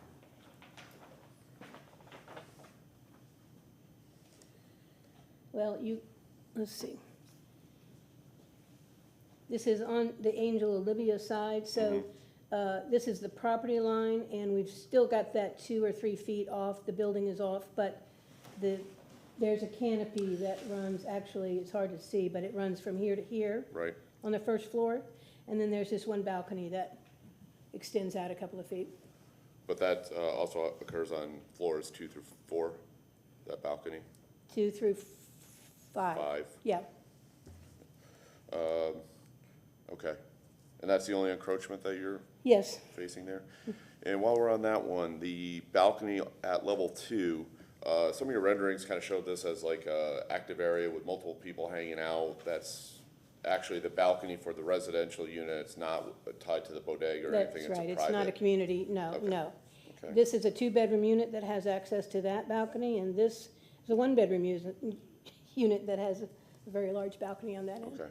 And I think you've made some nice moves there with varying the undulation really of the front facade at the corners, bringing those back. I mean, you were already doing that on one side with that, exposed stair, pulling that back, and here you've done that on another corner that's a prominent corner. That intersection is very busy and very visible. I think that's a nice move there. I think you're doing, the right steps there to bring that Right. bring that back, as well as bringing the front entry back. And I like that idea of celebrating that a little bit more with some of the parking spaces out front there. You had mentioned at the beginning of the presentation that this is workforce housing. What does that mean? Well, maybe let the owner speak to that. Well, basically, we're doing, and I'm forgetting the If you ratios want to off the identify top of my- yourself again for the record. I'm sorry, Jim Hedinger. We're doing mainly studios and 1-bedrooms, so smaller units, more affordable units. We don't have a lot of 2-bedrooms. In fact, There's I only think 7 2-bedroom 2 units. bedrooms in the whole project. So that's basically what we're trying to do, is smaller. The studios are, how many square foot are they? I don't remember, they're 400, small, so we're- 5, yeah, somewhere. The average size of the units is around 650. Yeah. So basically just making it approachable, because the larger it is, the more you gotta charge, and it's So not there's gonna be no attainable. official designation as workforce housing No, or attainable housing or affordable housing? We're None just of that, positioning it none of those marketing-wise. components. You're just kind of looking for it to be workers. Pushing toward that market. I mean, there's historical references there, right? I mean, you're kind of making this look like a cigar factory. Historically, the cigar factories have the casinos and the supporting neighborhood around it. So I think that's a nice move. I just wanted to see if there was a designation there. While I have you up here, I think there's some, some concerns from the neighborhood about the massing, the scale, the noise, the parking. I think you've made some good efforts there to work with these groups to get some of these issues resolved. How do you feel about those issues with the parking and the noise, and do you feel that everything is kind of resolved with the neighborhood, or are there still outstanding issues that need to be kind of worked through? Is that a question for me? I think for Mr. Hettinger. Yeah, we met with, unofficially with some of the board members of the neighborhood association. They aren't speaking on behalf of the neighborhood association, but we had a very good meeting with them. They brought up the issue of the terrace, and we were I think we had a really good conversation. In fact, we have a letter from one of the members. And we want to work with them. We've wanted to work with it through this entire process. It's just, it needs to be given the size of the property and the cost of the land, you have to have X amount of units. And so we're trying to do it within all the regulations that are there and accommodate what we can. Like even on the additional parking we acquired, we were only required to do 28. We did 31 just so we had a little bit more latitude on the parking. We don't want to create problems in the neighborhood. We want this to be, we don't want it to be, for our own sake, we don't want it to be like something that requires parties on the terrace and all that. We don't want the liability of that. We want this to be something that's a neighborhood property. Personally myself, I did real estate development in Key West. I'm very familiar with historic areas. I like historic areas. And we want this to be very friendly to the neighborhood. It's the attraction of developing in Ybor. That was what drew me to this area, because I like the vibe of the area. So we're not trying to go in there and create, we're not like giant developers that do, 500-unit buildings. So our goal is to try and make something that fits. That's like the bodega, it's something I particularly like. In Key West, you have these little grocery stores called Fausto's, and they're spread out through the community. So this integration within the community is very appealing, and so that's what we want it to be. We want it to be pedestrian-friendly with alternate parking areas that we set aside. We're going to do that regardless of the parking requirements. We're doing the bodega not really from a business point of view, but we think it's good for the residents there. They can go downstairs and get some quick groceries, like you would in a normal barrio.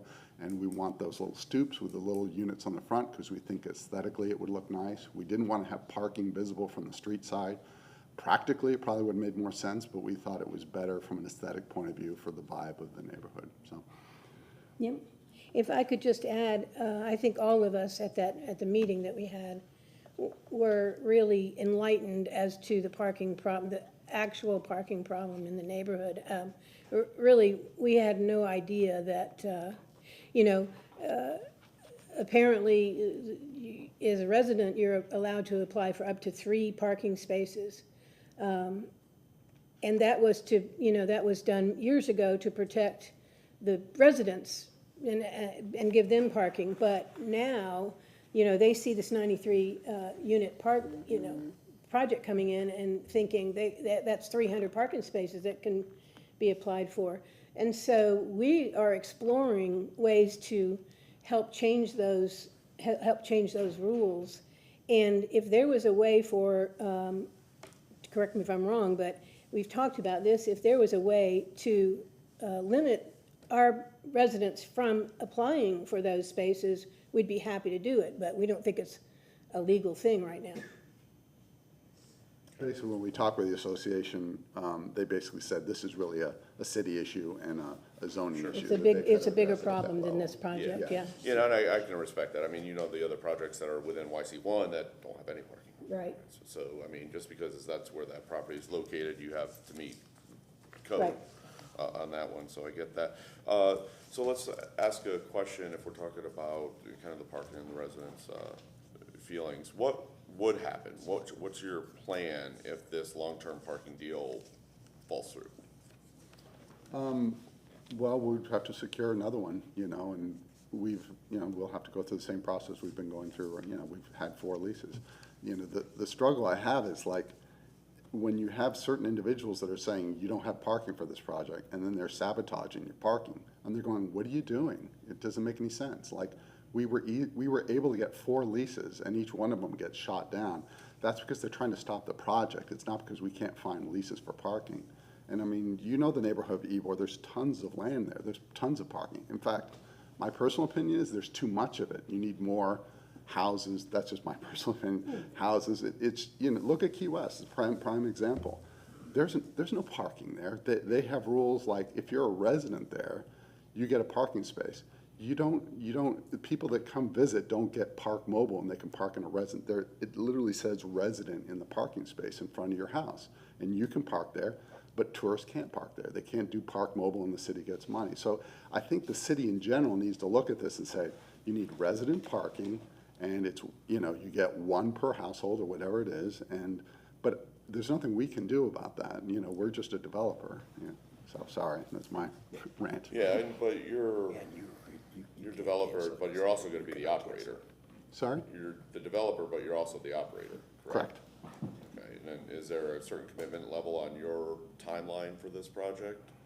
I mean, I don't know if it's something that, who knows what's gonna happen, but I think the intent or what I think everyone is trying to protect is making sure that you have the minimum required parking for this project. Sure. And, there's certainly ways to work around that if you don't need it. I think the workforce housing that you're trying to get there are gonna be younger people. They're gonna have alternate parking. Some of them are not gonna need parking at all. And I mean, so, Right. you're balancing that, you're meeting the ordinance. But, I'm just kind of wondering what the backup plan is, Yeah, I would be finding additional parking at another place, I really think most of them, like in dealing with the Lions Club specifically, they have an abundance of parking. They weren't using it. So when we approached them, they were going, sure, this is like extra capacity, we'll rent it. Sure. I think honestly now someone got to them and said, you know, we need a letter from you so that, you know, this is stopped. I honestly think that's what it is. But not to digress on that. And I think, to your point, you know, that's our original, when we were coming to look at the variance, we thought, this is, what do you want long-term in Ybor? I would think you want more people on bicycles and mopeds and mass transit with the trolley. That's what you have in a neighborhood. Like, you don't just, I'm gonna beat this dead horse. In Key West, we have, like, they built this giant parking garage over by the water side, the Garrison Bight. Not the Garrison Bight, anyway. And it's not used most of the time because most people don't want those giant parking garages. They want to park on the street. And most people have like golf carts and mopeds and bicycles. And I would think that's the vibe you want. You don't, as the growth comes to this area, the solution isn't to just add more and more parking. It's to shift people into a non-parking mode, into a more, you know, mopeds, bicycles, and, you know, walking district. You've also discussed rideshare, putting a couple of rideshare Yeah, we have talked about spots in the parking for. My partner's for done use. that up north in Philadelphia, the same problem they have up there. Yeah. Okay. And, yeah, okay. Any other questions for the applicant? Okay. So you have a few minutes if we've kind of gotten into some of your summary or rebuttal comments. If you want to address anything else, you have 5 minutes for summary comments. Just and we're one- going to just close one, the public hearing. Quick thing.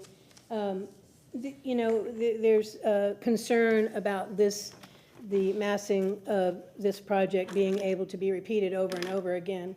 But, and I failed to say this in my presentation, but my point was bringing up that this is the only 2 blocks where these 2 zones, which are quite different, abut each other. This is developed. There really isn't another location that is, especially along, you know, it's unusual to have a zoning line down the street. They would normally, and especially the historic line, which also runs down the street, it would normally include both sides of the road, but it doesn't in this spot. Who knows why? But that's where it is, and this is the extent of the development that can be done that way along Fourth. It's not going to start a trend. That's all.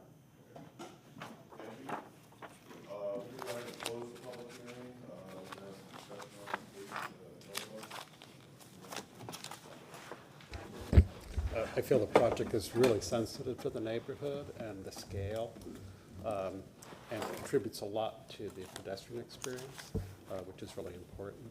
And I feel it meets the criteria for a final, actually.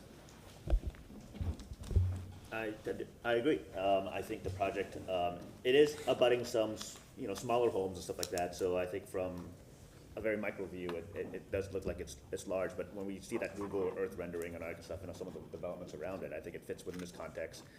I think the design has been very sensitive to the neighborhood as well. I think they did some very smart moves to try to activate the community within it. I think they've had some meetings with the neighborhood as well in good faith to try to meet neighborhood concerns, both with parking, noise, and all that, and writing things into the lease agreements for using the rooftop terraces and all that.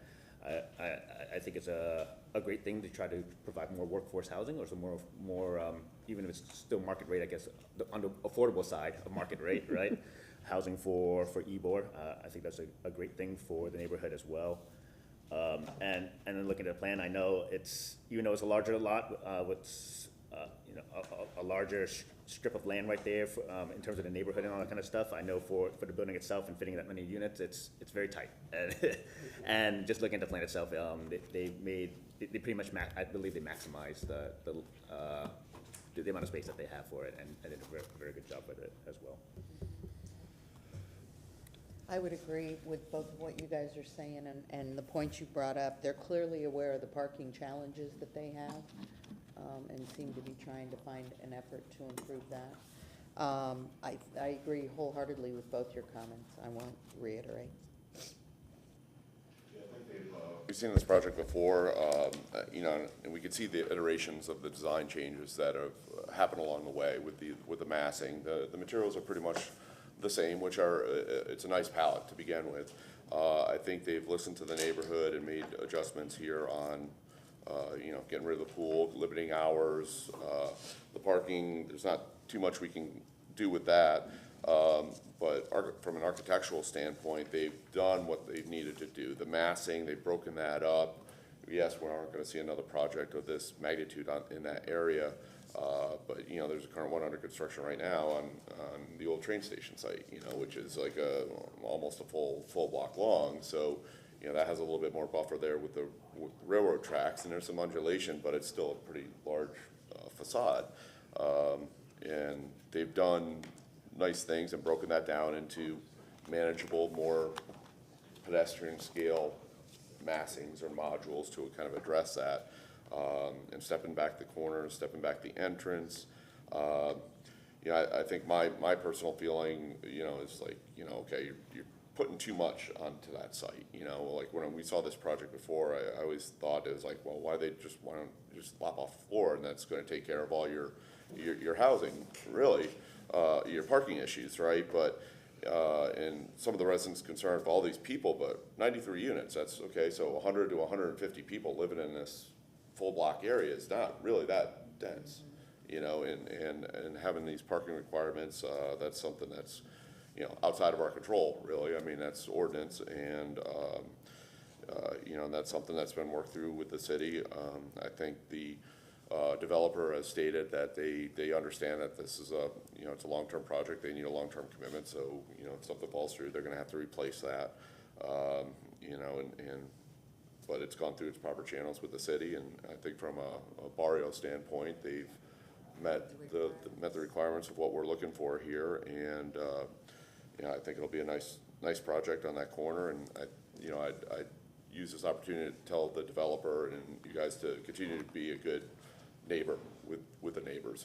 Everyone knows that this area is transitioning; it's becoming more dense. There's a number of issues that are really unique to Ybor City that I think we're all acutely aware of, and you are too, and we all need to get along and support Ybor City as a whole and within the big picture. So I think they've done what we've needed them to do, and you know, from a Barrio standpoint, it checks the boxes for us here. Are there any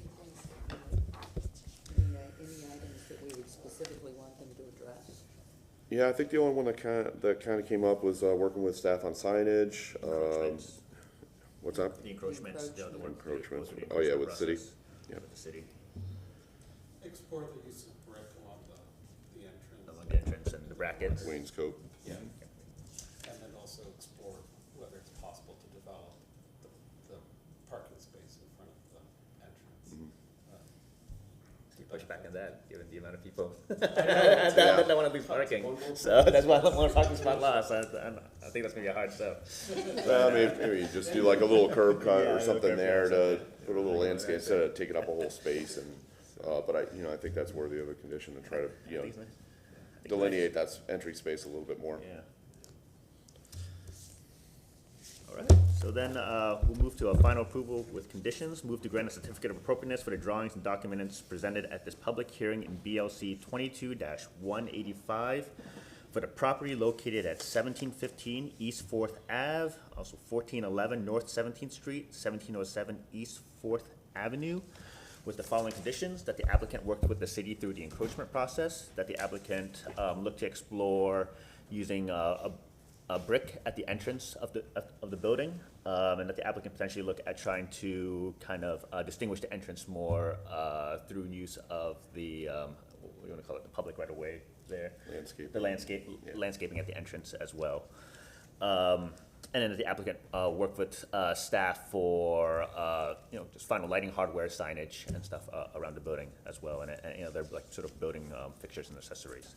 Because based upon the finding of fact, the proposed project is consistent with the Ybor City design guidelines of the City of Tampa for the following reasons: that it meets the design criteria for new construction based on height, width, facade width, setback, spacing, alignment, similarity of details and forms, and building materials. Second? All in favor of said motion, say aye. Aye. Opposed? Motion carries. Thank you all very much. Congratulations. Thank you. Sorry. It's been a whole month, so the applicant, Stephanie, if you wanna, so there's been four conditions placed on this, CA. Can the applicant acknowledge that they are in agreement with the conditions? as Can you stated? repeat the conditions for us? Oh, that, you work with the city through the encroachment process, that you work with staff for signage, final hardware fixtures around the building, that kind of thing. That you look at exploring the entrance through the use of brick, either wainscoting or banding, and then, through the landscaping as well. At the front Okay. entrance space. Yes, we Sure. do. Okay. The applicant has acknowledged, yes, do you want us to vote again, or just, acknowledge it's good? Okay, sorry about that. I'm trying to save time. All right, I know we thank have- you. Thank you. I know. Okay. Good morning, Commissioners. Ron Vila, I'm staff with Historic Preservation. Our next agenda item is BLCT, which indicates this is for a tax ad valorem, 23-01, for the address of 1601 East Columbus Drive. The current structure there is a contributing structure that dates back to 1910. It's under the YC5 zoning classification. As I stated, they're coming in for the ad valorem tax exemption part 1. This is pre-rehabilitation. So you're gonna see the building in its current state. The property appraiser has been out there to assess the value of the structure. Just some previous action, this came into our office on January 23 for administrative approval. At that time, the building was very compromised. You'll see through the pictures the condition of the building. Just prior to this owner taking possession of the building, we had numerous calls, just to give you some history, that people wanted to acquire this building and knock it down. The demo requests, we had multiple demo requests associated with this, so I like to put that on the record every time it comes forward. As the project was moving forward, in January 2024, it did come forward for an approval for a certificate of appropriateness to review the exterior of the building, and a variance was attached to the request at that time. So the variance was requested and the CA. So this might look familiar to you. I'm just gonna share 4 pictures with you, one of each elevation, and then we'll go into the ad valorem. This is the front elevation, which faces Michigan Avenue back in 1929, which is Columbus Drive today. This is the Sancha and Haya Real Estate Building. There's some articulation at the top that will be discussed today. Moving to the front elevation and the east elevation. He has this perimeter fence around it. Moving to the front elevation, which faces Columbus Drive, and the west elevation, which faces 16th Street, and the rear elevation that abuts an alley. At this time, we'll have the owner and the agent address the board.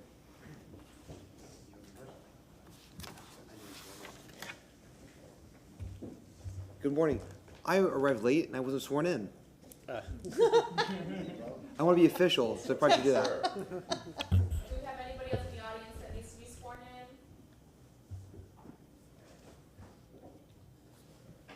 Do you solemnly swear or affirm that the testimony you'll be providing today is the truth, the whole truth, and nothing but the truth? I do. Thank you. John, do we have slides? I'm sorry. I can talk, I don't need anything, I can just talk in general. But you put some pretty pictures together. Excuse me, let me get in here.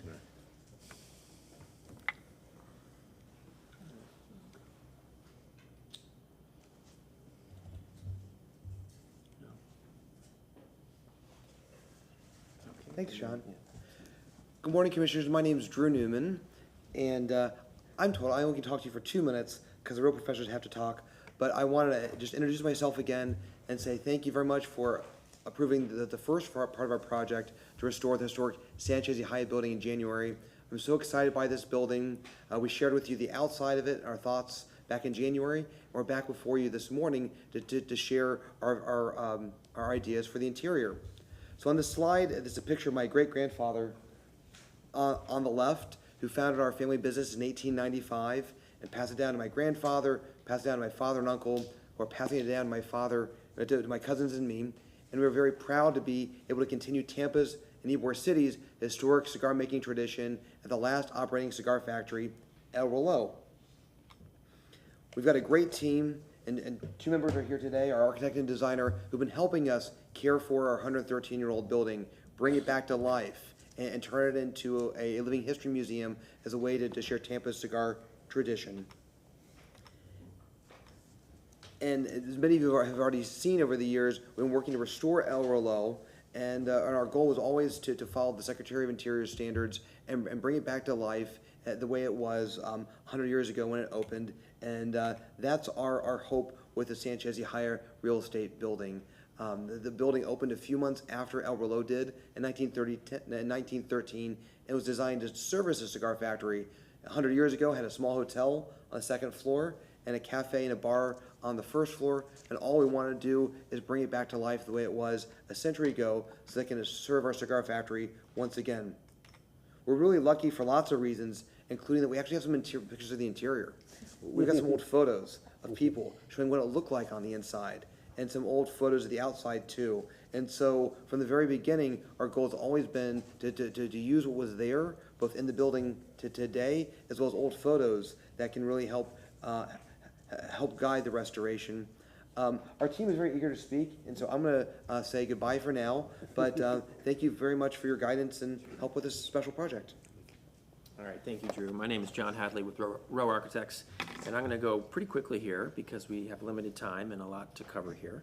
But this was the approved site plan from the Certificate of Appropriateness presentation 2 months ago. I won't dwell on that because I believe all of you were there for that presentation. Hopefully it's pretty familiar. Just going to go ahead and skip ahead. And then the floor plans we showed previously are still consistent. On the left, you have the first floor divided generally into the cafe and the cigar lounge, and then back of house functions on the south side. And then, as Drew mentioned, what's exciting is just the compatibility or the consistency in the historic use with the contemporary planned use. On the second floor of the hotel, a boutique hotel, there's not a lot of room. There's going to be 12 to 11 rooms that are going to be specifically designed for visitors and guests to the factory. But the plans are still a work in progress, but we're working with city staff, state, the SHPO, and on the national level to kind of make sure we're kind of heading in the right direction. And then, as Drew mentioned, like past projects at J.C. Newman that pursued federal tax credits and then local grants, it's going to be the same here, and the ad valorem is part of that financial model for them. So we really appreciate the city's commitment to that program. So, as Drew mentioned, we have good photos of the interior, which is great. As the project has gained some publicity over the last, year or two, it's been amazing to hear some of the stories from people coming off the street, literally coming into the J.C. Newman factory and sharing stories and actually archival material like these photos. So it's been really kind of amazing to see. This is what the cafe looked like as soon as you entered from the corner. Note the prominent concrete frame, and as we mentioned last time, this is a contributing structure to the Historic Landmark District because it was the first reinforced concrete structure in the city of Tampa. This is a view on the east side of the first floor, which was a grocery store at this point. You have the high windows that face the east side, which is going to be our parking lot. And, simple finishes, exposed concrete structure, limited ornament, because it was an industrial building back then. We don't have any historic photos of the second floor boarding house, but other than the dramatic deterioration of the finishes because of the water intrusion over the years, the spaces really don't appear to have been modified much at all, which was kind of interesting. The rooms are small, each with 2 windows that either look to the outside or to the interior light well, which we'll kind of go into later. But there were no common spaces on the second floor other than the balcony that faces Columbus. No closets in the rooms, no bathrooms, no private bathrooms. There was a shared kind of facility down at the end of the hall. So things have changed, and that's a little bit of a challenge for us in our kind of conversion of it into a hotel. Ron showed what the building looks like now from the outside. It's kind of a little bit of a hodgepodge, and I'm sure there's I'd love to hear the story about when it was originally designed and built, because some of the exterior wall is masonry, heavy masonry brick, infill to the concrete frame. Some of it is thick stucco plaster over lath and kind of a wire hanging system, and it depends on which elevation you're looking at. But in particular, the stucco facade is the wire hangers are so rusted out that chunks are falling into the street, which is kind of part of the safety concern that Ron mentioned. This is the east facade, and you'll notice on the first floor, that's where the heavy masonry infill is, just on the first floor, and that continues around to the south side. But you can see kind of ghosted in the expression of the concrete frame The second floor, whatever infill was there is long gone. It was replaced with concrete block and aluminum jalousie windows sometime probably in the 60s. So this is what the building looked like on the inside when the Newmans bought it. It was full of trash and had been abandoned and neglected for several decades. So the first phase of work, which is now complete, was the removal of all the debris and the stabilization of the building, which we'll talk about in a second here. The second phase of work, which is just about underway, it's been permitted, but work is just beginning, is the repair of the concrete structure so that you can occupy and do more work in the future on the building, because right now it's pretty unsafe. So this leads us to the first feature in the ad valorem application, which is the stabilization of the concrete frame. That innovative reinforced concrete frame I mentioned earlier is in desperate need of repair. The concrete has spalled extensively and caused major damage, both on the columns and on the slab, both on the second floor and the roof. Bracing connected to the second floor and the roof tie beams, which is weighted down by these dead men, the big, large concrete blocks, has been provided now to give the building stability. The bracing is temporary. Once the permanent repairs are made, all of that and additional shoring will be taken out. Feature number 2 is the front facade, which is the north facade off of Columbus. It is designed in a Spanish Revival style with a concrete parapet accented by 3 half-moon panels, kind of the center one being the larger one at the parapet level. The thick plaster facing on the concrete has a rough textured finish, but has been kind of delaminating over the years from that concrete face. There's a half wall, which was kind of noted in the certificate of appropriateness, that at the balcony level, which has a simple coping profile. And then another sort of interesting note is that the bay spacing here, you see there's 5 bays, so a center bay, but that's actually deviates from the interior, which is 6 bays. So they wanted to kind of have an open center bay. So once they got out to the balcony level on the front facade, they reduced the number of bays. The center panel is decorated with a tripartite configuration of raised niches and raised lettering with the building's dedication date and company name. Otherwise, the facade is pretty simple. Here's a detail photo showing the thick plaster finish on the poured-in-place concrete frame of the building, which has delaminated in areas. Simple example, but it's all over there if you get up close. The parapet coping profile appears to have been formed out of the plaster and is fallen off in chunks. You can kind of see there, this is a drone photo we took.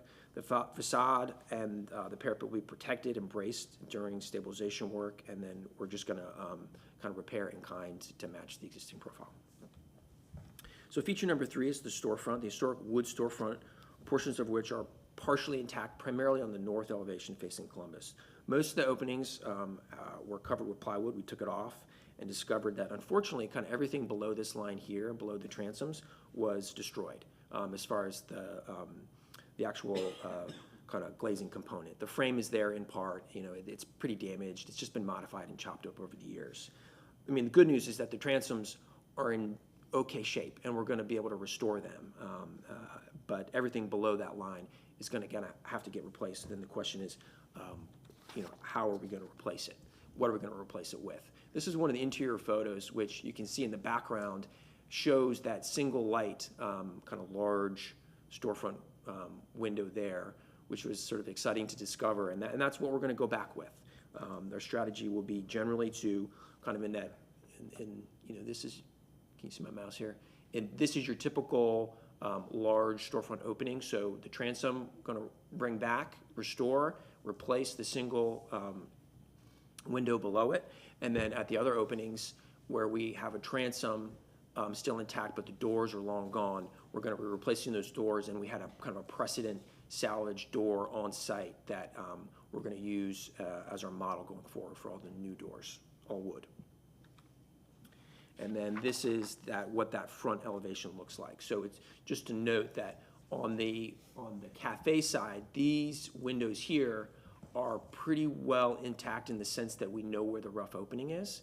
But once you kind of move to the cigar lounge side, the transoms are gone, the windows are gone. And you can kind of sort of tell more or less where the rough opening is.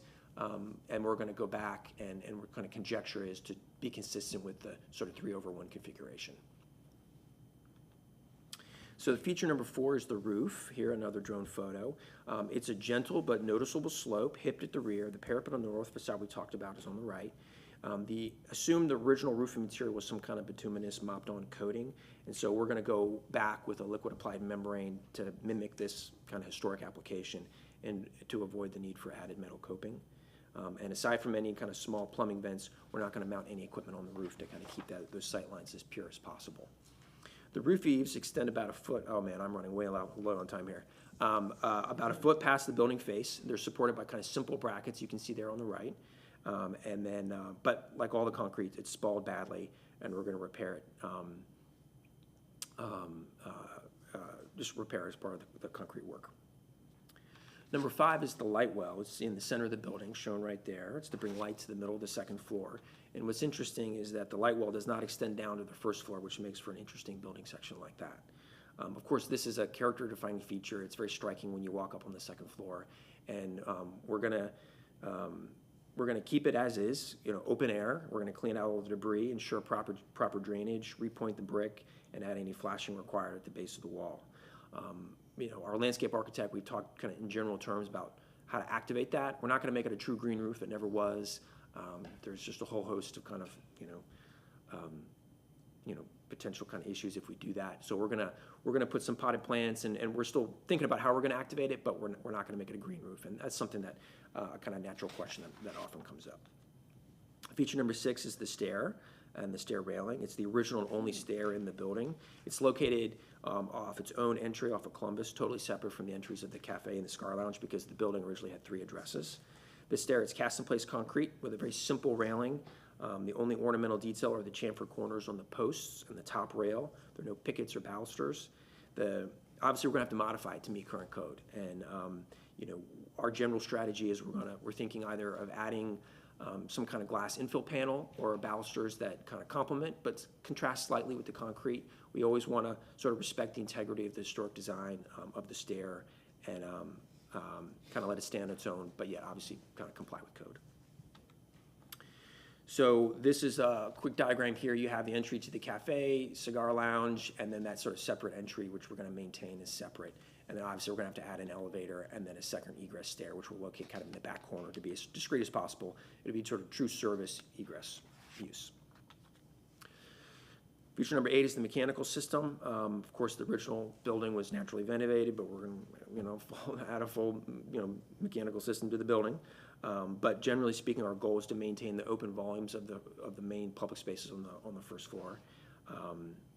Through the use of exposed ductwork and just as kind of strategic as possible about where we place it. So we're going to have some kind of mechanical room dedicated to the air handlers. Then Cigar Lounge, which has its own fresh air requirements by code because that section of the building will be smoking, obviously. The cafe will be non-smoking, so it'll kind of basically have its own separate system. And then the kitchen will have its own exhaust requirements as well. We touched a little bit about this on the certificate of appropriate presentation. The hotel rooms will be obviously individually controlled, but we're not going to achieve this through the use of conventional kind of PTAC units that they're called, which you see, typical run-of-the-mill side of the highway hotel. Instead, the cooling equipment, the owner is committed to doing a chilled water system, which represents more cost up front, but hopefully, less energy usage and allows us to achieve our aesthetic goals of not having those kind of ugly units hanging off the building. The fresh air intake that's going to be required inevitably with some louvers will be aligned to the existing kind of base spacing for the fenestration and consolidated to the. Can I have more time? Can I? Yeah, that's fine. Okay. All right. 5 minutes. Will that work for you? Maybe like 6 or 7, if that's okay. I can do 5. I'm sorry. But that we're going to do our best to consolidate. He did great. I can't complain about that. So, we are working our best to kind of consolidate those sort of modern interventions to the southeast corner of the building where the service yard is. Feature number 9, the concrete repair. I won't go too much into detail other than just know that it's being repaired from the underside on the second floor and the roof. It's very labor intensive, all with handheld tools.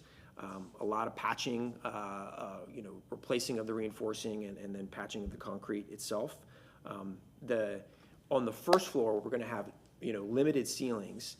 There's actually historically, if you walk in there now, kind of a finished plaster coat on the underside. So it's great for us in the sense that we can go back with that, and it's gonna hide all the patches of the concrete repair. And then on the second floor, there are all ceilings in there, which we will go back with. So you really won't see that at all. Some of the columns do need to get replaced in their entirety, and we're gonna go back and match the size and the corbelling of the existing columns. So feature number 10, the plaster ceilings. The plaster, it was totally unsalvageable. I mean, not even a debate, which was unfortunate. We like to save the original material whenever possible, but huge chunks would fall off every day, just too much neglect over too many years. And additionally, the plaster contained asbestos, so it needed to get abated. It was hung off of, metal lath with lumber framing. The kind of related, you have the interior plaster walls, which I mentioned before were hung off these sort of wire hangers, which because of the rust, again, was just falling off in sheets every day you'd walk in. One of the kind of interesting, it was all, the historic material aside, the configuration was sort of unremarkable, I might say, except for at the top of the stairs, there was a really nice, elegant, kind of curved articulation of the wall there, which we recorded and plan to introduce in the new wall configuration. And both ceilings and walls will be just a smooth drywall finish. This is what the second floor looks like now with everything cleared out. It's pretty striking, but obviously that's gonna, new walls and new ceilings will go in. Feature number 12 is the back bar, and I think this is my last feature. So moving back downstairs to this photo, the back bar was really by far the most ornamental feature of the building. Or most decorative, stained wood, ornamental trim and mirrors. The bar itself that you see there is long gone and replaced with, something that was like basically plywood.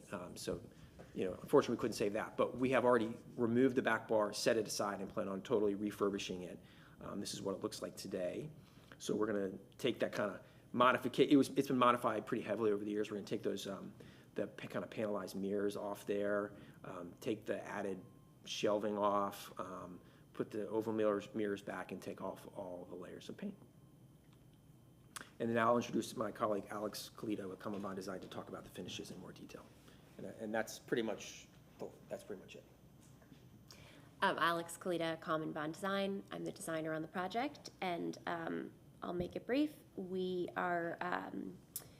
trying to keep the fixtures and finishes as historic as possible, but as John mentioned, following the Secretary of the Interior standards, where something could not be preserved, it was not original, trying to identify that so that there's no confusion between what is original and what is not. One of the features we found in an article at the time when Sanchez y Haya opened, we found a newspaper article lauding the mission-style furniture that the building was decorated with in the arts and crafts style, which would have made sense for the time. So we will be bringing in a lot of those arts and crafts mission-style features in the furnishings. And in some of the detailing, like, we have those images of the bar, that we can kind of replicate that paneling on the bar. We have we can't tell for certain what era when those boarding rooms were painted, but we're bringing in some of the colors that we found existing in the rooms using mosaic tile, unlacquered brass and nickel in areas where we don't want the patina for hospitality comfort reasons, and the lighting is also where it's hardwired. It will also be sort of borrowing from that Spanish Revival and arts and crafts style.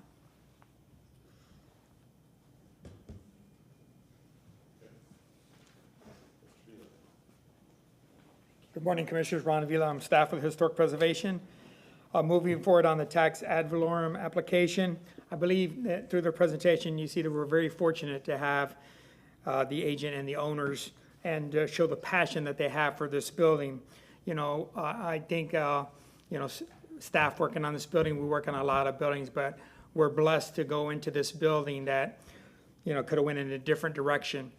Through the adaptive reuse of this, a lot of times we see the repurposing of the buildings, they take on a character of their own. This building is going back to its original use as much as it can. So that's something that's not even heard of. So as you move forward, we're going to look at the exterior and the interior of the building. Staffs find that this application is consistent with the Secretary of Interior standards.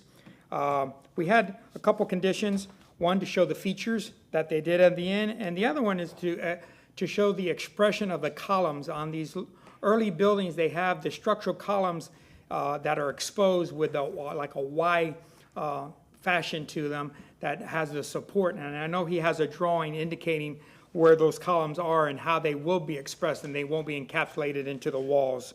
And just as a reference point, that staff monitors these along the way as well. So we'll be engaged through the process throughout, and then you will see this at the end of the rehabilitation on part 2 of the ad valorem. I'm here to answer any questions. Thank you, Mr. Vila. Anyone here from the public wishing to comment on this case? Seeing none.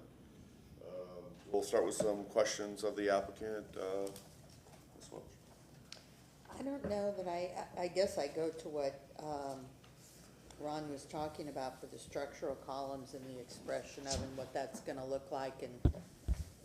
And again, I was flipping back through your presentation and I'm not sure I caught that in here. Yeah, are you able to share the screen? Yeah, there you go. So some of the columns will need to get replaced. The concrete portion, as you can see, the kind of the corbel sort of Y at the top, will be replicated whenever we replace it. And that's shown in the structural drawings. I kind of put an excerpt here, right here. Gotcha, Yeah. okay. And this drawing is maybe a little, needs to get kind of refined a little bit in the sense that this corbel likely will get replaced as well, depending on the condition of it. Okay. But if it needs to get replaced, then we would match the profile of the original. Okay, that makes sense to me. I missed that, sorry. No, I was going fast. Okay.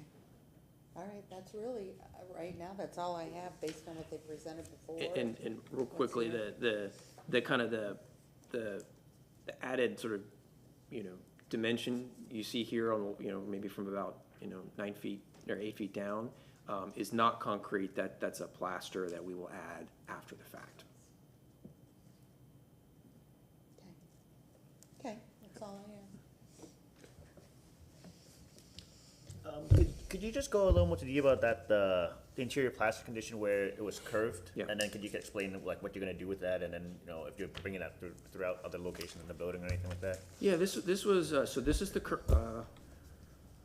that's the curve. Let me show you, go back to the plan and show you where that's occurring in the original. Well, really, it's when you walk up the stair and you can kind of see it right back there. So it's on the second floor landing as soon as you come up. And there, even though there wasn't a common space there, let me go to the plan.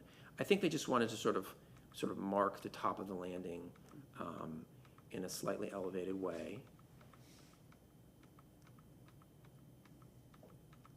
There we go, there. So right there as you enter up. And we were, the exact configuration of the corridor, really from kind of here back, is slightly different, but we're reintroducing that curve right there to harken back to, how it was before. And that was the only spot where you had that curve, and that is part of what made it sort of remarkable when you came up. Your eyes were drawn to it because it was pretty different than anything else. And just to add to that, our team took spray paint, and they spray painted the edge of the curb before the demolition or removing the asbestos. So we have the exact dimensions of the curb on the slab right now, which will give these guys the ability to recreate the exact lines of it and not have to guess. Which I thought was pretty clever. We did take measurements too, but the spray paint. Spray paint. Spray paint. Okay. As long as you didn't use chalk, you're okay. Yeah, right, yeah, that's right. Or hopefully it's a little waterproof, so given leaks right now. And so then just a little more question about the mechanical system and the chilled water. So are there any shafts or anything that you had to bring up through to the second floor or anything like that? And are you running everything through the ceiling then? At that point? You know, yes, there will be some chases and, you know, places where we need to conceal it.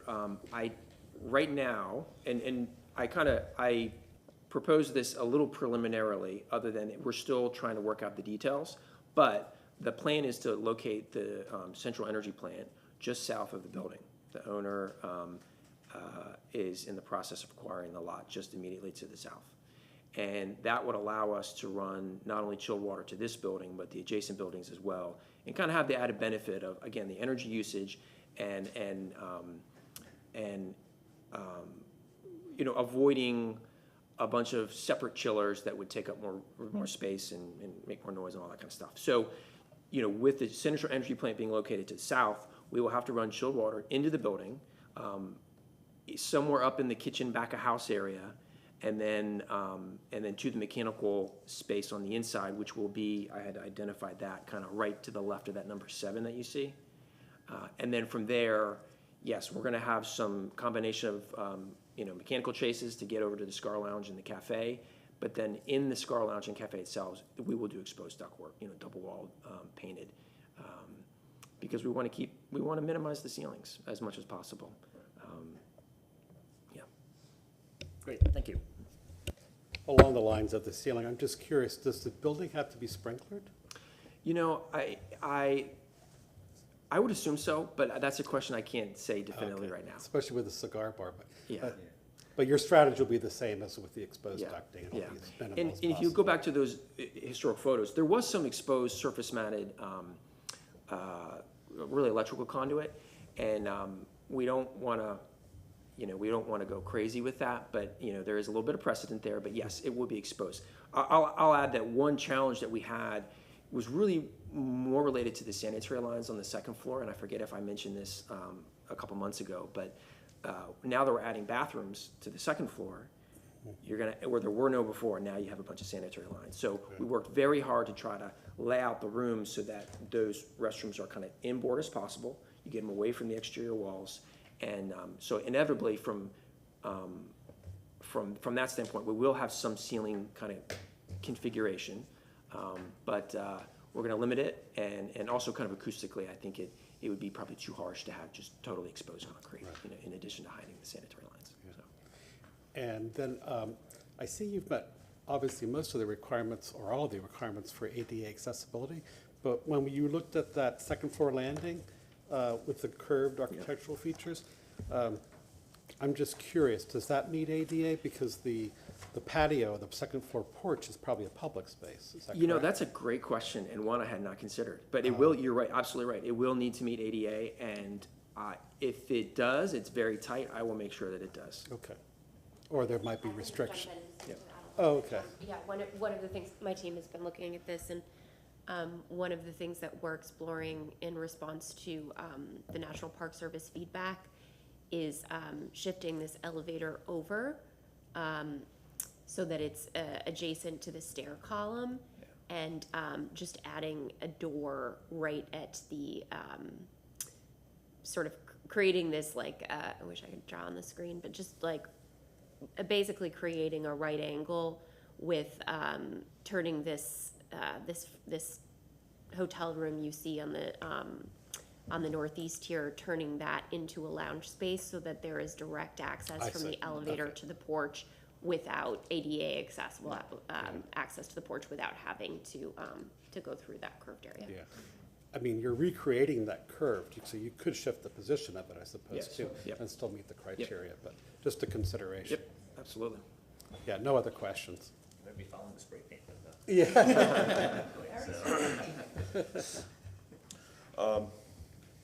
Thank you for a very thorough presentation. I want to look at the north elevation, and I think you kind of said, well, from the pictures, you can kind of recreate the western side of the front elevation, which is like the corner entry coming into the bar. You can see some of the lights behind. I'm kind of looking at your spacing in here. On the right, you have three windows, and on the left, you have 2. Is that, can you actually see that, or is that something that's really, Yeah. they're really more the same, or does that other door, which the door on the left is on the front facade, it's not angled. Correct, yes, Okay. exactly. So, It is kind of how it's ghosted in now. And I say ghosted, I mean, it is hard to tell a little bit what's going on once you take all the plywood off, but this is a pretty good estimation of where those openings used to be on the left. It doesn't match in really kind of proportion and number, and in that sense, we did struggle with not only this facade, but the others where it does seem a little hodgepodgey. And if I kind of had my way, I would probably tweak the proportions of those windows looking into the Scar Lounge to make them a little bit more consistent with those on the right.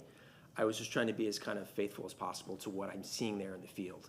But that is why you see that little bit of a kind of a dissonance between the right and the left. yeah, and I think that we've had that discussion when you guys came in front of us for the CA, it's like, you know, even like the setbacks of the windows, well, you know, we know that this window is more on the flush side, and it's not centered within the concrete, there's different materials with concrete, brick, and, you know, framing that, everything's different. Yeah. It really is, from a historic standpoint perspective, a hodgepodge of different items in here, so, you know, and I think that was kind of the message at the end of that presentation, that you guys are replicating what was there, what you can prove, and bring back what was period appropriate, which was, in essence, a hodgepodge of different elements. What you can see from the outside if you walk along Columbus is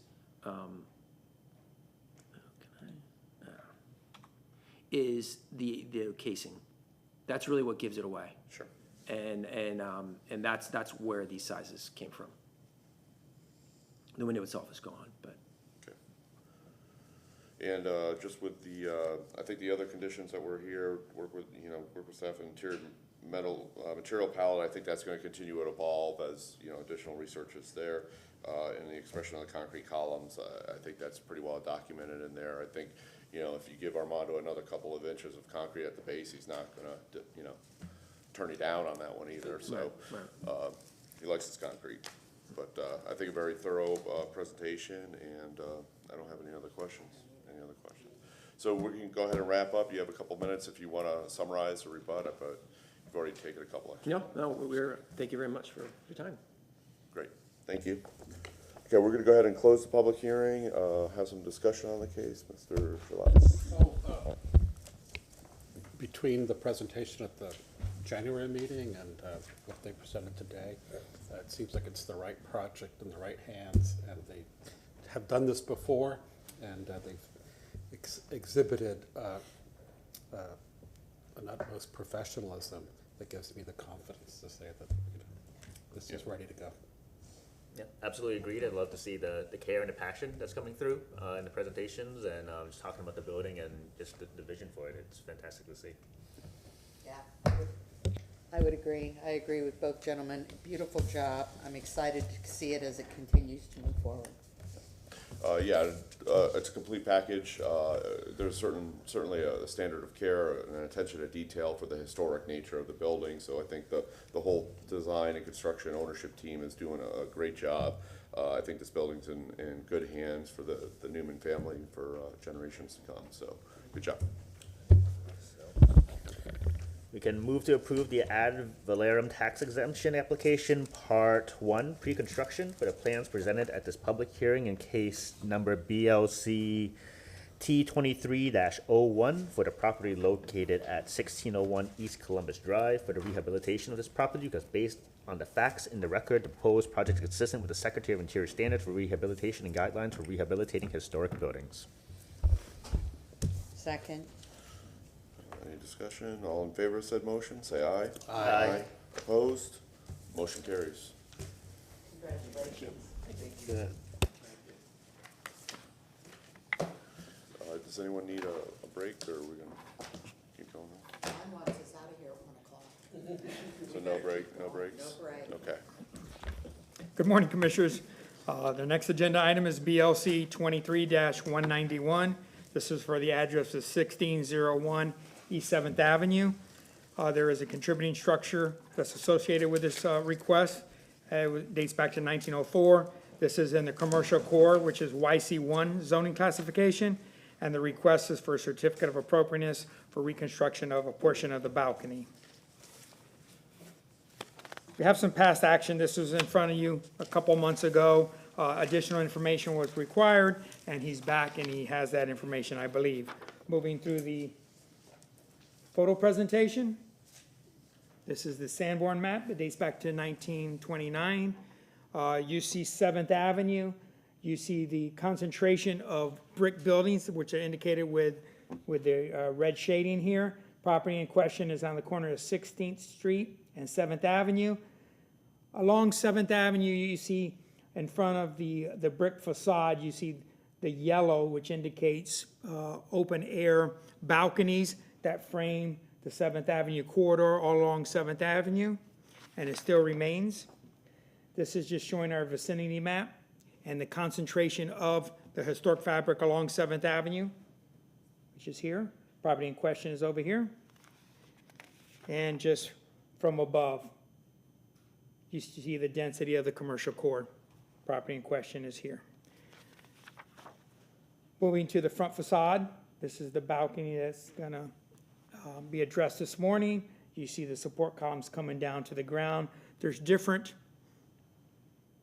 details of those columns as they engage into the sidewalk. I'll show you that in additional photos. This is here just showing the corner element as it wraps from 7th Avenue around 16th Street. And looking back from 16th Street to the north, balcony in question. These are the structural columns. This is what I was alluding to. There's different footers. Some are exposed and some are not exposed as the metal supports come down. Looking at the hex pavers, the columns that engage the underbelly of the balcony and then the storefronts. Looking down the 7th Avenue corridor, this is to the west. This is to the east. And just a couple additional photos detailing some of the conditions.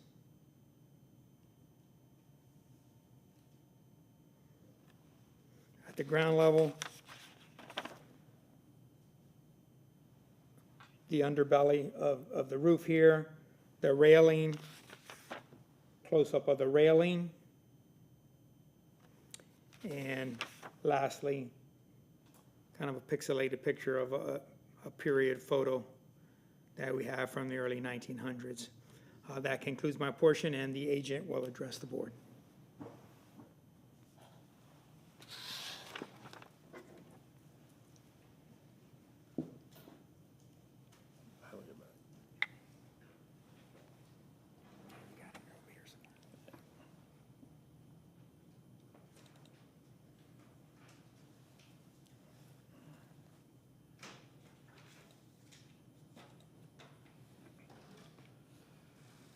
Good morning, Pete Fertig, Chansey.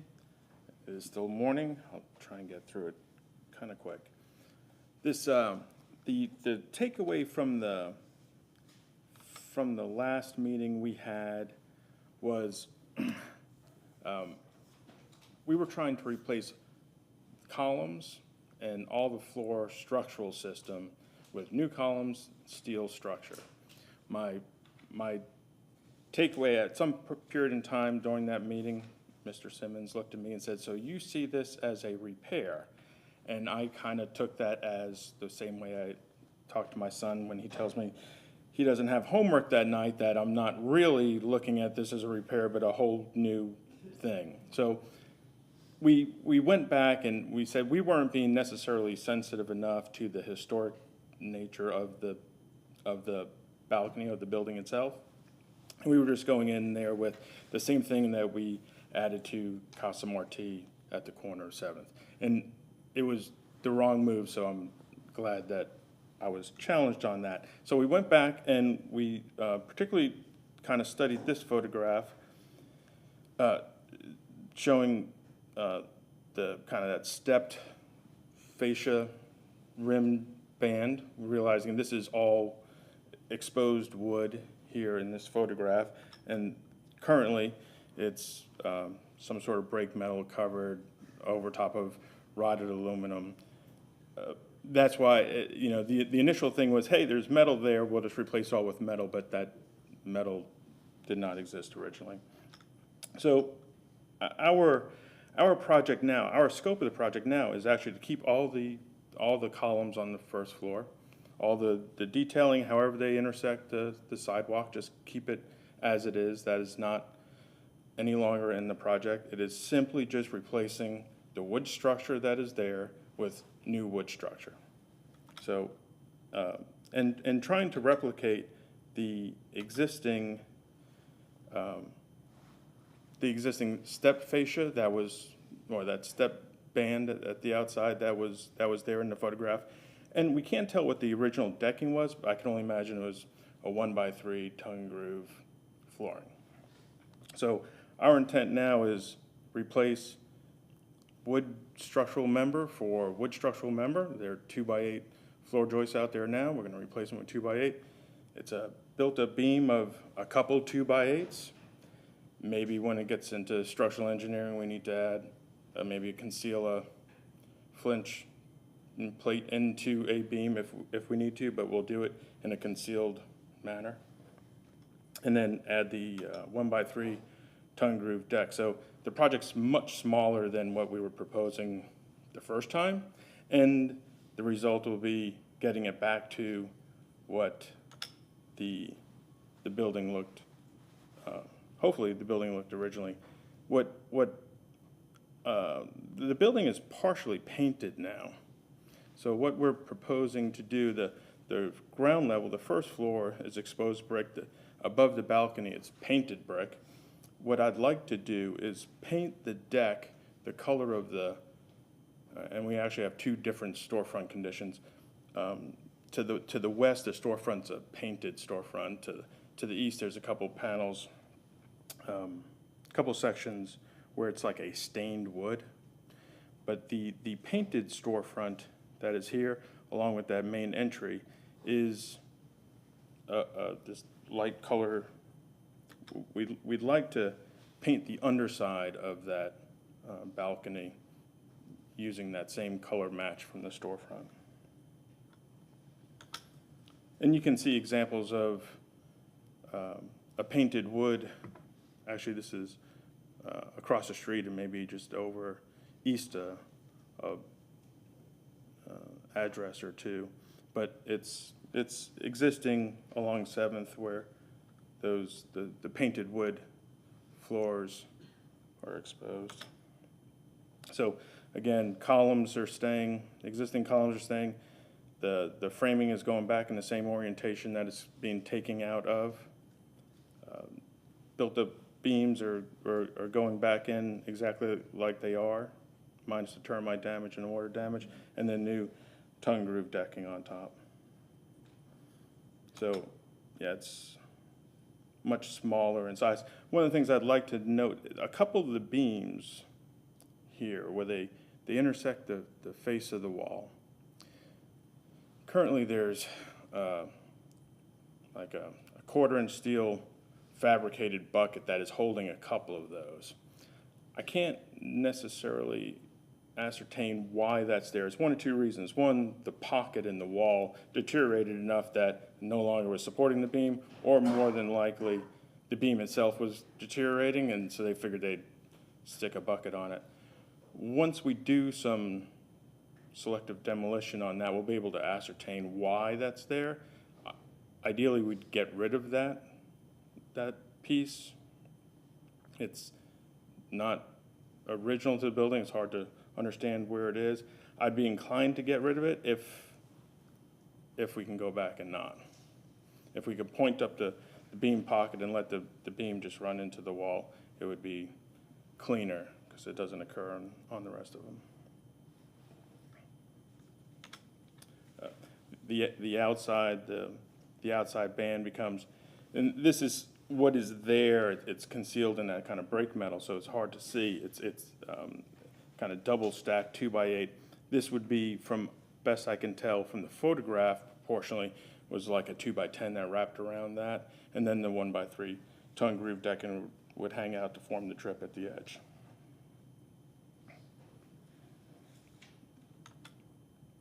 So, same details.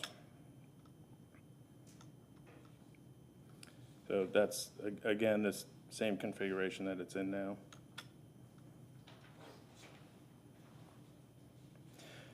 With this, we won't, there was some concern about the overall height of that balcony railing before, because our deck was gonna be an inch or two higher than the existing deck, but now it's gonna be back down, and that railing winds up being at 42 inches. So there's no need to modify the railing at the top. That's it.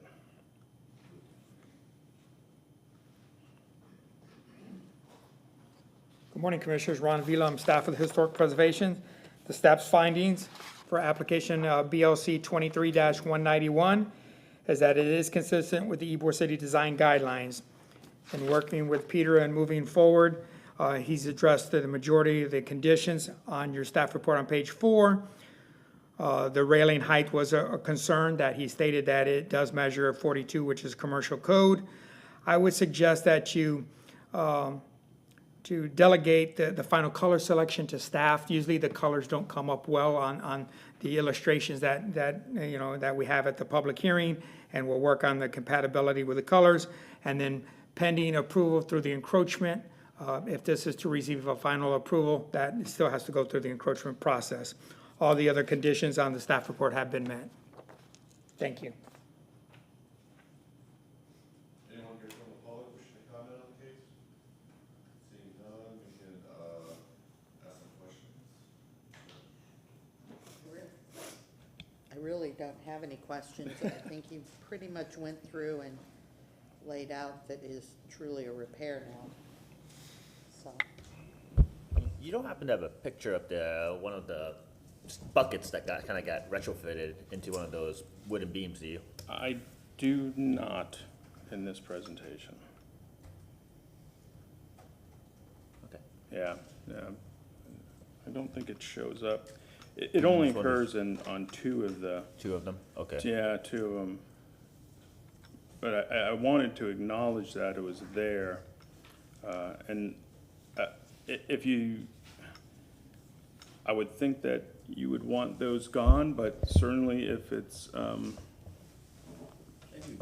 actually, yeah, you can see it in those two. There's two there. There might be a third. The third one, the furthest one down too, isn't it? Yeah. Maybe it is on those three. Yeah. It's not on all of them. Okay.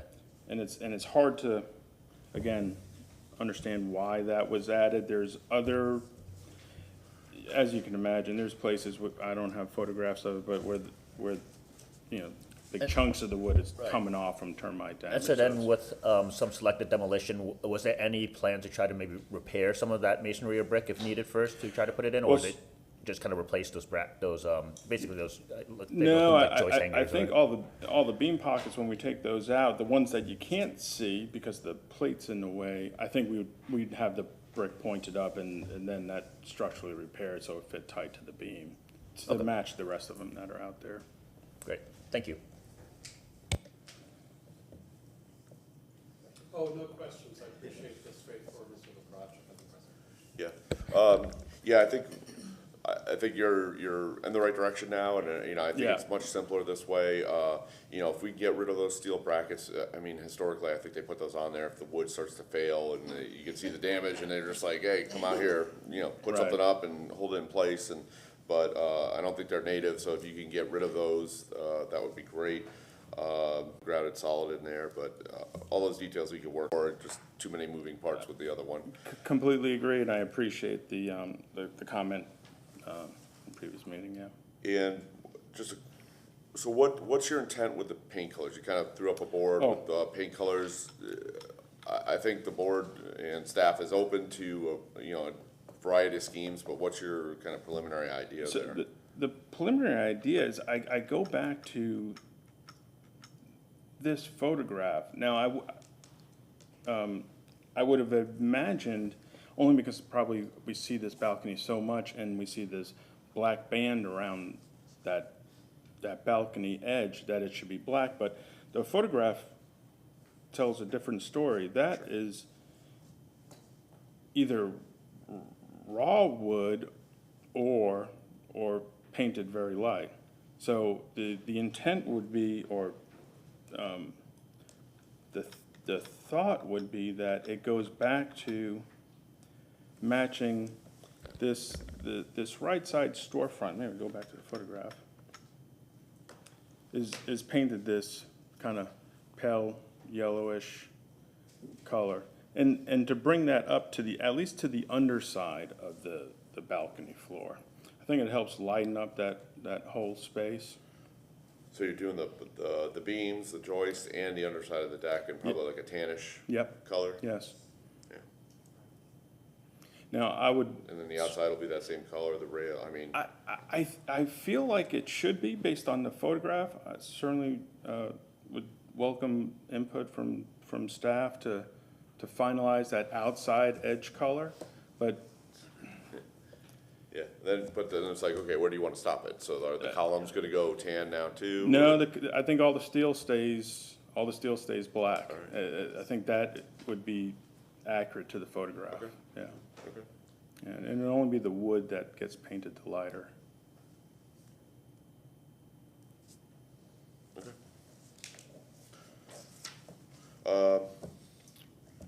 Is there any questions? You have a few moments if you want to summarize or rebut anything, or? No, Okay, we're appreciate gonna the time. close the public hearing, have some discussion on the case. Mr. Shalatz. Ready to go. The conditions that we discussed. Yep. Same here. Looks good. Okay. All right, so move to grant a final approval with conditions, move to grant a certificate of appropriateness for the drawings and documents presented at this public hearing in BLC 23-191 for the property located at 1601 East 7th Avenue with the following conditions: that the applicant worked with staff to finalize colors, and then that the applicant worked with the city to go through the encroachment process. Because based on the finding of fact, the proposed project is consistent with the Ybor City Design Guidelines of the City of Tampa for the following reasons. That it, at this point, for the repair, it meets the Ybor City Design Guidelines for the Secretary of Interior Standards for Rehabilitation. I'll second, and if we could add the additional condition that the applicant review the final color selection and scheme with staff. Yes, that was on there. Oh, that was, That's oh, that was, on there. okay, It's on sorry. there. Two conditions. So there's two conditions placed on the, we have a motion, there's two conditions placed on that, to work with City of Tampa on the encroachment process and work with staff on paint colors and final finish schemes. The applicant, are you okay with those conditions? Yes. Okay, they have acknowledged yes. All in favor of said motion, say aye. Aye. Opposed? Motion carries.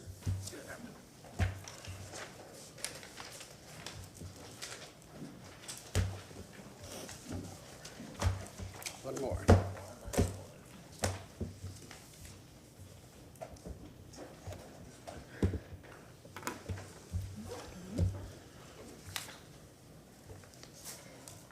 Good morning. Morning. Heather Bonds, Historic Preservation Specialist. I'll be presenting on BLC 24-23, 1210 East 18th Avenue. I'm going to run through the photo presentation very quickly for you all.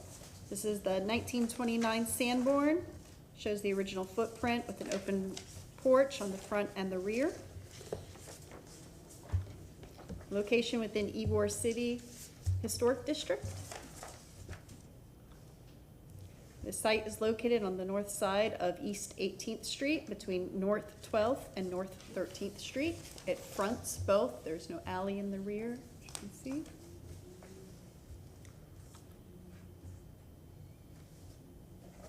The aerial, which shows the two street frontages.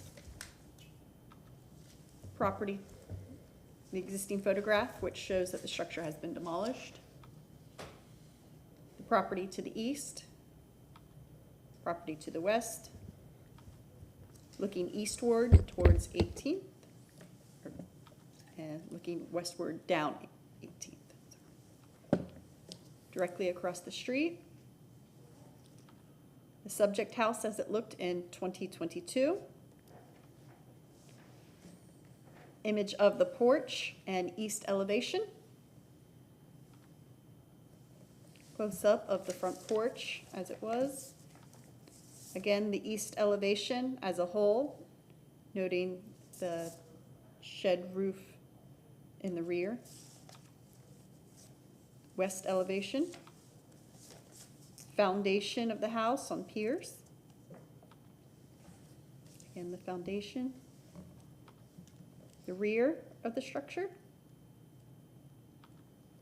Sidewalk and retaining wall. And I'm going to quickly go through some photos and the plans that they submitted, and then wrap up with the staff report conditions. 2022 street view, 2019 and 2011 street views. Notice the roofing materials, which was metal, fenestration locations, and the material palette overall. This is the proposed elevation as of March 6th. The elevation compared to the original house. Note the fenestration pattern of the second story windows. Okay. The east elevation, west elevation, the rear. I do want to note that the applicant has worked with us through several iterations, and I'll wrap up with the conditions of the staff report for the most current. These are the items that from the last BLC meeting, which was we continued this case. These are some of the items you asked to be brought forward, so I just want to remind you of those. And they're listed in the staff report as well as the staff requests these items to be addressed today.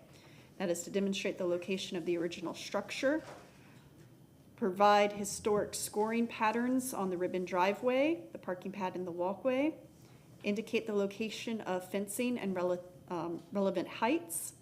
As for the building elevations, we'd like to see the windows aligned on the reconstruction portion of the house to be consistent with the historic alignment. And correct sill details to reflect the use of a traditional 2-inch sill. Provide details of the front and rear gable vents on the proposed material. We'd like to see that as wood venting or wood material to be consistent with the original. Window trim and sills should be as presented on the A3-6 sheet. Please correct the building elevations to reflect the appropriate trim and sill details. As for the material palette, the following materials should be considered. Roofing, the original roofing was a 5B crimped. The proposed material is identified as metal, but we'd like to confirm that it is a 5B crimp.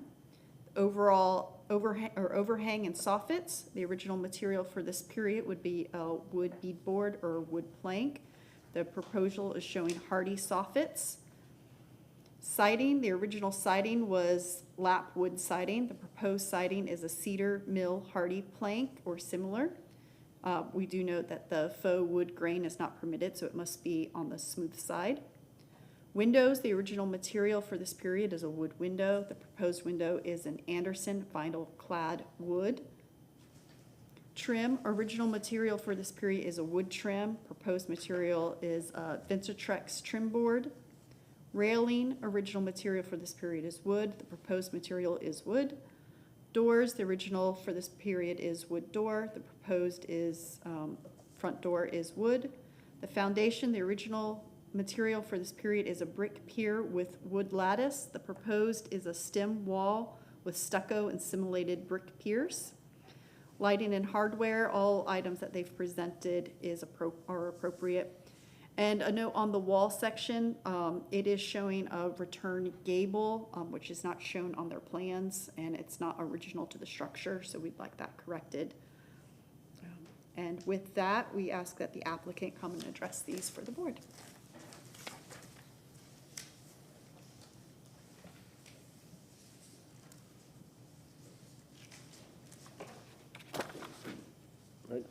Good afternoon. My name is Christian Pupo from Rios Architecture. I'm here on behalf of Michael Rodriguez. Just a small, we did update the elevations from March 6th. We had a small, low turnaround time. So But we can start on, so I'll show it here. You can just show it.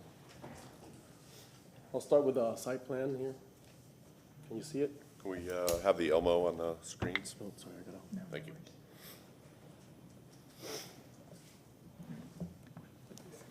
This is what you're looking at. Okay. Yeah, all right. So, yeah, the first thing I would like to point out here is the setbacks of the building. We have changed it a little bit to resemble the original structure.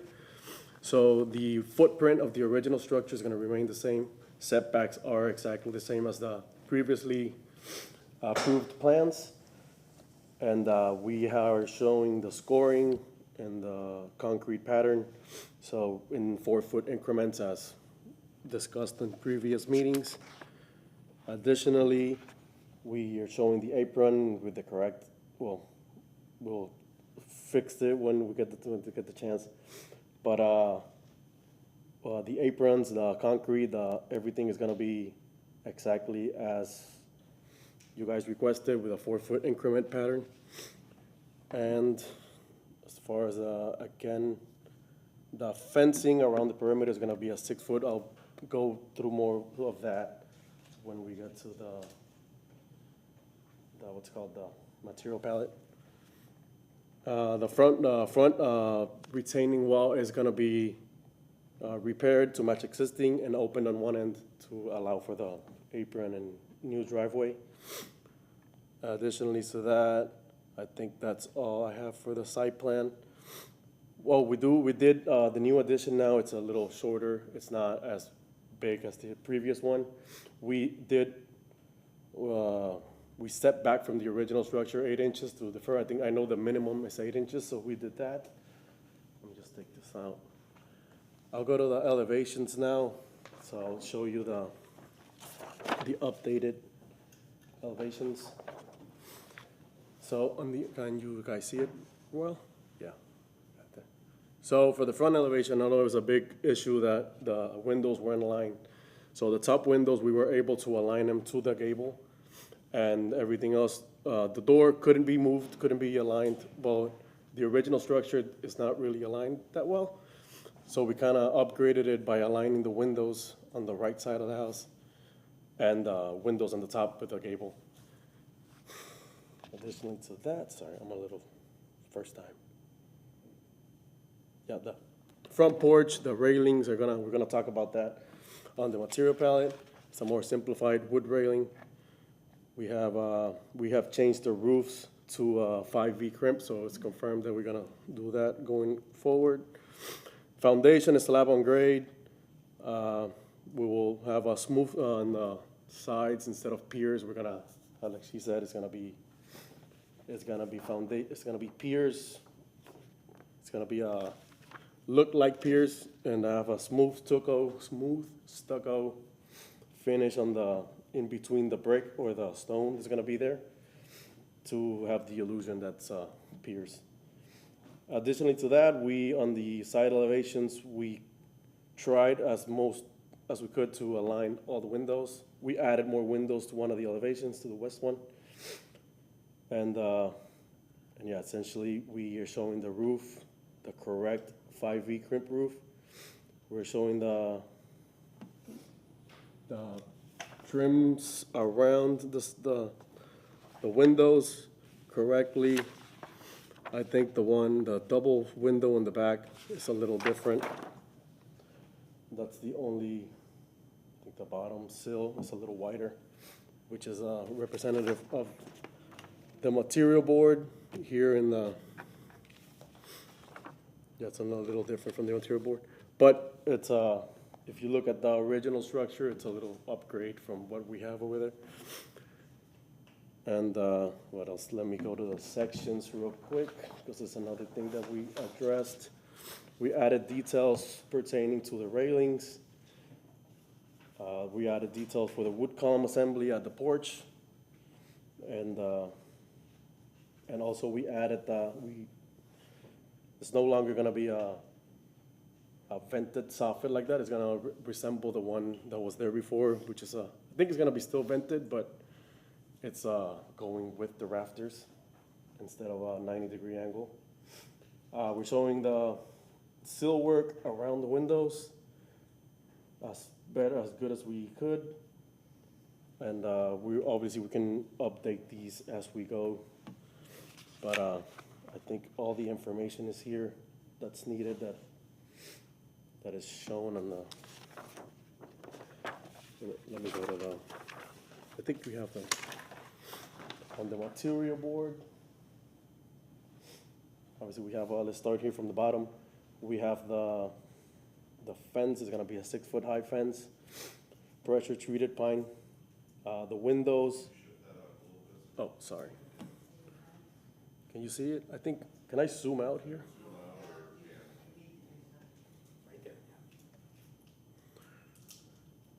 Oh, that's in. I think this is the most it zooms out. All right, so I'll just pan it around. So yeah, window trims. The windows is gonna be a clad wood window now. It's not gonna be a vinyl. The window trims are consistent in the elevations as the ones shown here. The double window in the back is consistent as well. It's gonna be all Hardy's board.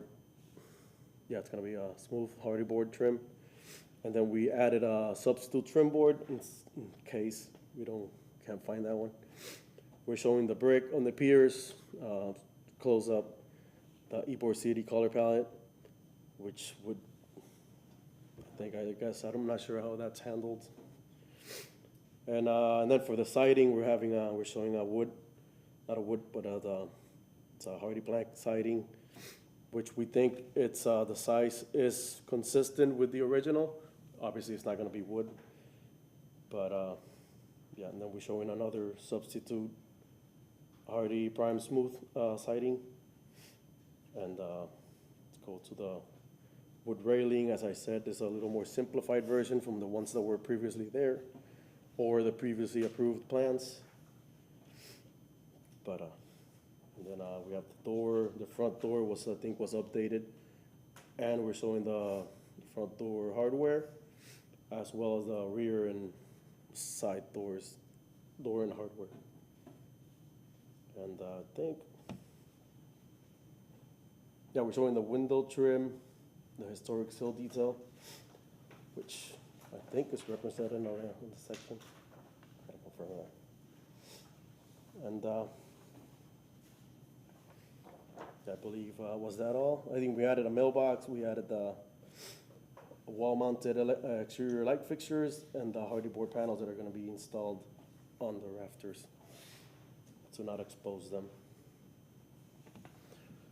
So I think that was pretty much everything we updated for this one. I know the elevations were a big deal, so I'm gonna put those back. So yeah, we're trying to be as consistent and as consistent as possible with what the previous structure was. So you could see the two top windows are centered, so we had the opportunity to do that. And yeah, I think that's pretty much what we have. Apologize if.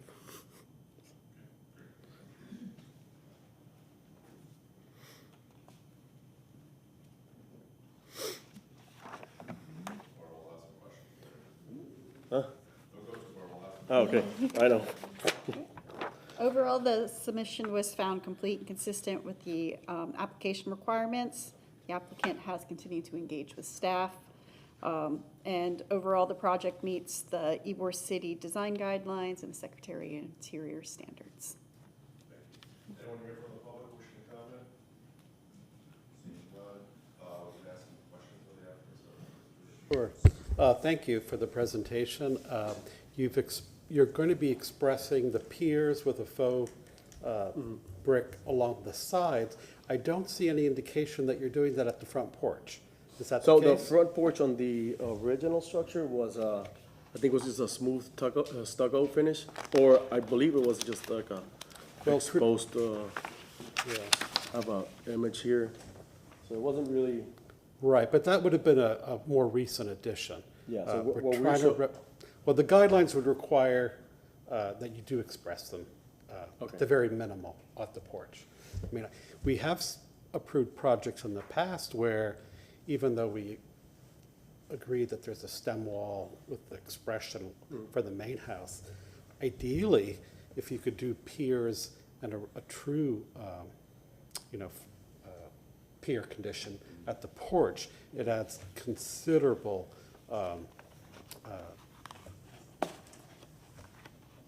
period appropriateness to new construction. So I'm just putting that out there. We can discuss it more. But at the very least, it would have to be expressed at the front porch. That's really the only question I have. Could you confirm your roofing material you'll be That's using? a 5V crimp. 5B crimp? Yeah. Okay. And then, could you pull up your site plan? The site plan? Yeah. And so then, is there any fencing that will be, you show some fencing, so where's the fence? Are you just putting the fencing along the property line, or where's the fencing actually going? Yeah, I believe it's gonna be around the property line. Are you able to zoom in on that so we Yeah, can a little bit. read Yeah, on the front condition better? Thank you. Is that good? Yeah. Okay, that's great. And so then, am I reading this right? Is that the condensing unit, the mechanical units in the back of the Yeah, house it's gonna there? be hidden away Corner, hidden away. Yeah, I believe that's it, yeah. 13. And then with your fence, let's see. So it will be at the front, would there be a gate and stuff at all? I don't think so. It'll be again the left-hand side of the Yeah. parking area. I'm sorry. Well, can you show us where your fence is gonna be? Because that's, I mean, whether you highlight over it or. Pretty much where the setback is at. Sorry, we can't see you. You gotta move it to draw. Pretty much where the setback is at, on each side. Okay, so you're gonna have a 6-foot fence coming off the house out to the property line, all the way to the back, to the front, and then come back into the building on the other side where the existing setback is, so it won't go into the front yard. Yeah. Correct. Okay. Yeah. Alright, so you have a gate there. Yeah. All right, got it. Okay, those are my questions. I don't have any questions. Okay, so can we bring up our side elevations? I guess your front elevations and your side elevations, I wanna look at those a little bit more. Which one do you want, you want the side? Really, the side elevations will be more helpful.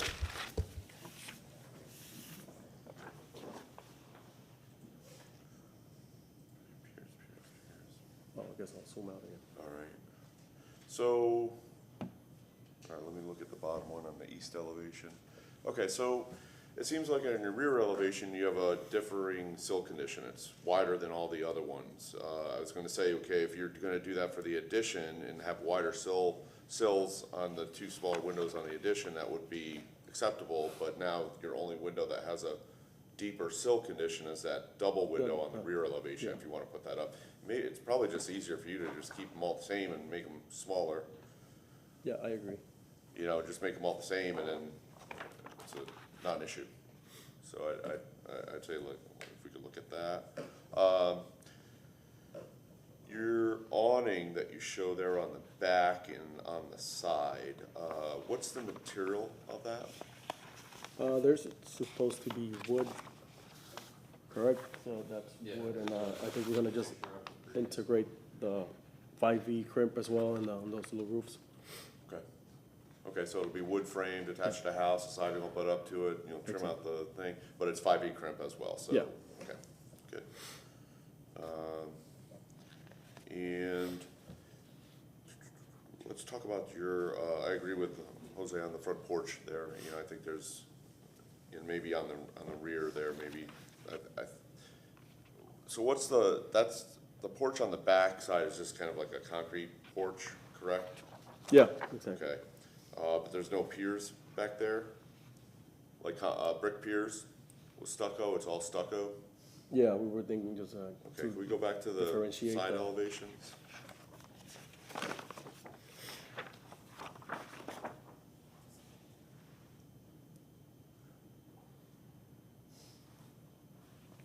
So you're not proposing to have the brick piers on the addition, per se, only on the original historic Yeah.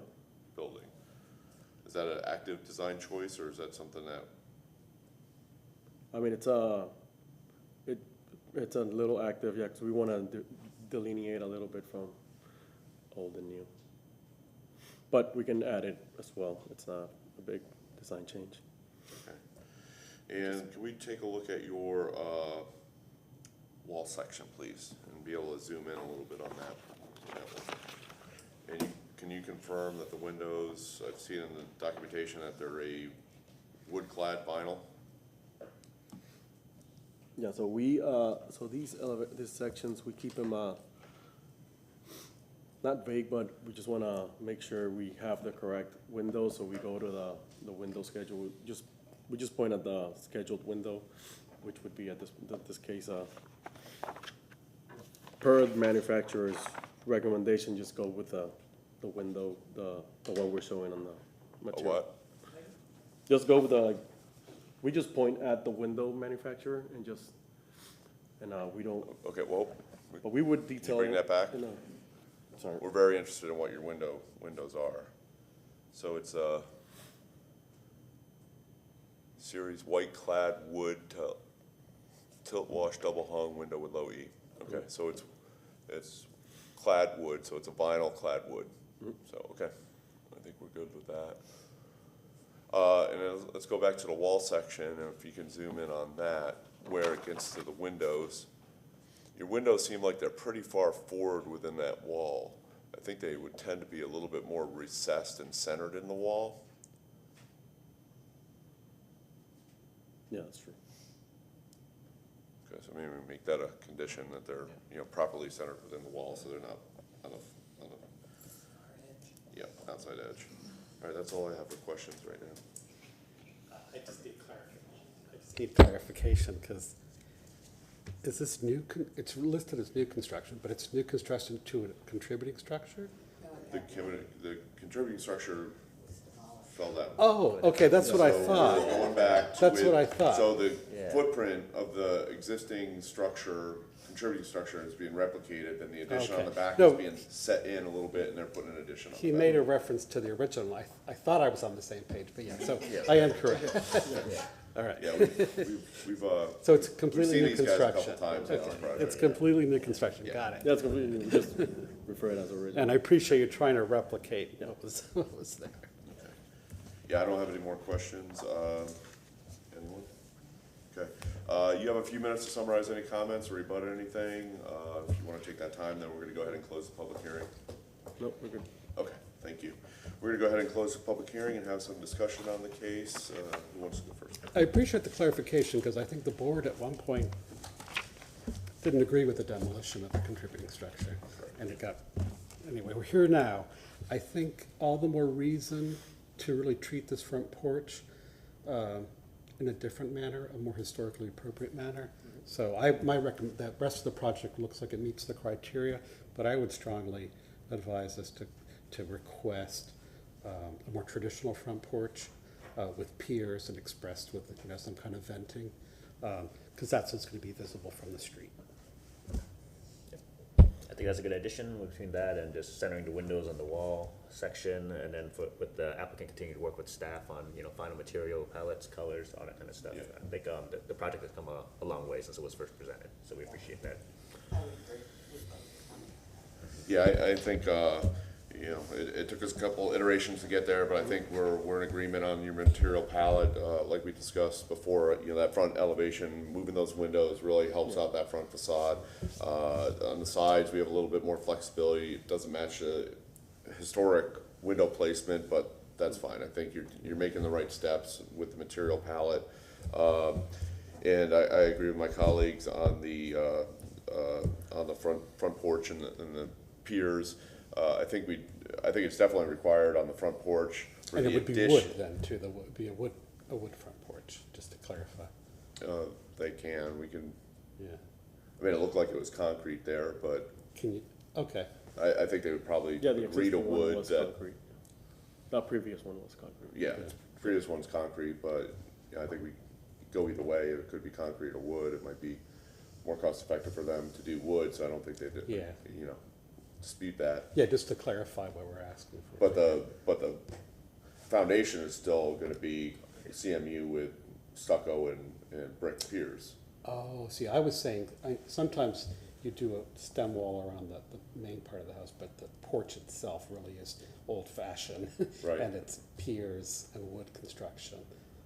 That's what I would recommend, because, you know, there was a contributing structure on the house, but anyway, that, just to clarify my Right, position. right. That's what I'd be looking You know, I for. don't know if it was wood at one point in time, I don't know if we have the documentation I to was say just gonna say that. it was, but that picture, when it was painted pink, you know, that's the first time I saw that So picture. you're suggesting just at least an expression of. Yeah, I'd continue at a minimum, I think if maybe they just wanna do it out of concrete, and then I'd Okay. just add the brick to the, you know, maybe there's, under each column, 3, so on each corner, and then one more brick Okay. pier in the middle, to be able to call that out, that's something that we could have them work with staff on. I think we could give them a little bit more flexibility on the addition and the porch on the backside, if they don't wanna do the piers there, that's fine. That's fine, But too, let's yeah. get it on, let's certainly get it on the front Did porch. you wanna have the piers on the addition and have the whole house be consistent? Their intention is to try to separate. That doesn't, yeah, I think that's what we're just kinda. But it's all new construction though, right? Well, it is, It but is. if you look in the notes, But that were there's given direction from yeah. city council to Oh, recreate it as that's the right. original Replicate the was. original, yeah. And so the original's pier, and so that's what they've made the original, but they've added an addition onto the original. Does the addition need to be piered, or can it be as they've designed? I think it's up to us. And the rear doesn't concern me because it's not gonna be visible from the street. On the addition? Yeah, I think if they wanna make it different back there and not have it, that's fine, but if they wanna have it everywhere, that's That's fine, fine, but too. certainly on the, Yeah. on the front porch. Yeah. And staff can review Yeah. the final Okay. locations of So let's make that a condition, that's definitely the piers on the footprint of the historic building and the front porch. Work with staff on that, and then for the addition, if they wanna propose it, then that's fine, if not, it could be different. Right. But I'd also like to make sure that all the sills are gonna be the same, you know, change out that rear window to that, to match the others. But all that, besides that, all their materials, you know, Been updated, have been updated, the door's good, the 5B crimp, the smooth siding. Right. So, yeah, I think, we're back to where Alright, we need to be. so we can, grant to move a final approval with conditions, so move to grant a certificate of appropriateness for the drawings and documents presented at this public hearing in BLC 24-23 for the property located at 1210 East 18th Avenue with the following conditions: that the applicant continue to work with staff to finalize materials, palettes, colors, that they work with staff to create a historic front porch with a pier condition, and that they center the windows inside the wall sections of the building, and then that they change the rear windowsills to match the rest of the building as well. Because based upon finding of fact, the proposed project is consistent with the Ybor City Design Guidelines of the City of Tampa for the following reasons: that it meets the design criteria for additions, I guess, somewhat of new constructions, I guess, in this weird case, but for the height and width, facade width, setback, spacing, alignment, similarity of details and forms, and building materials. Second? Okay. There's been a motion here with a number of conditions, 4 conditions. Can the applicant, agree to these conditions or acknowledge these conditions? Yeah, just one thing. Just want to clarify. You guys keep referencing piers. Just want to reference on record that it's pier brick-like pattern, just so there's no confusion in Right. anybody's part. Yeah. So I just want to confirm that. That's fine, yeah, Okay. brick piers like you have on your side elevations, we Yeah. just want The that on the corners expression. of the, Yeah. on the front Just porch. want to, Yeah, thank you. yep. Okay, all in favor of said motion, say aye. Aye. Opposed? Motion carries. Congratulations. Good job, guys, thank you. We need to, File and staff submit. approved, yep. Motion to file the BOC staff, the February 2024 BOC staff approvals. And then any, any additional documentation presented in this public hearing? Second? All in favor of said motion, say aye. Aye. Opposed, motion carries. Seeing no more business in front of us, we are adjourned. Thank you.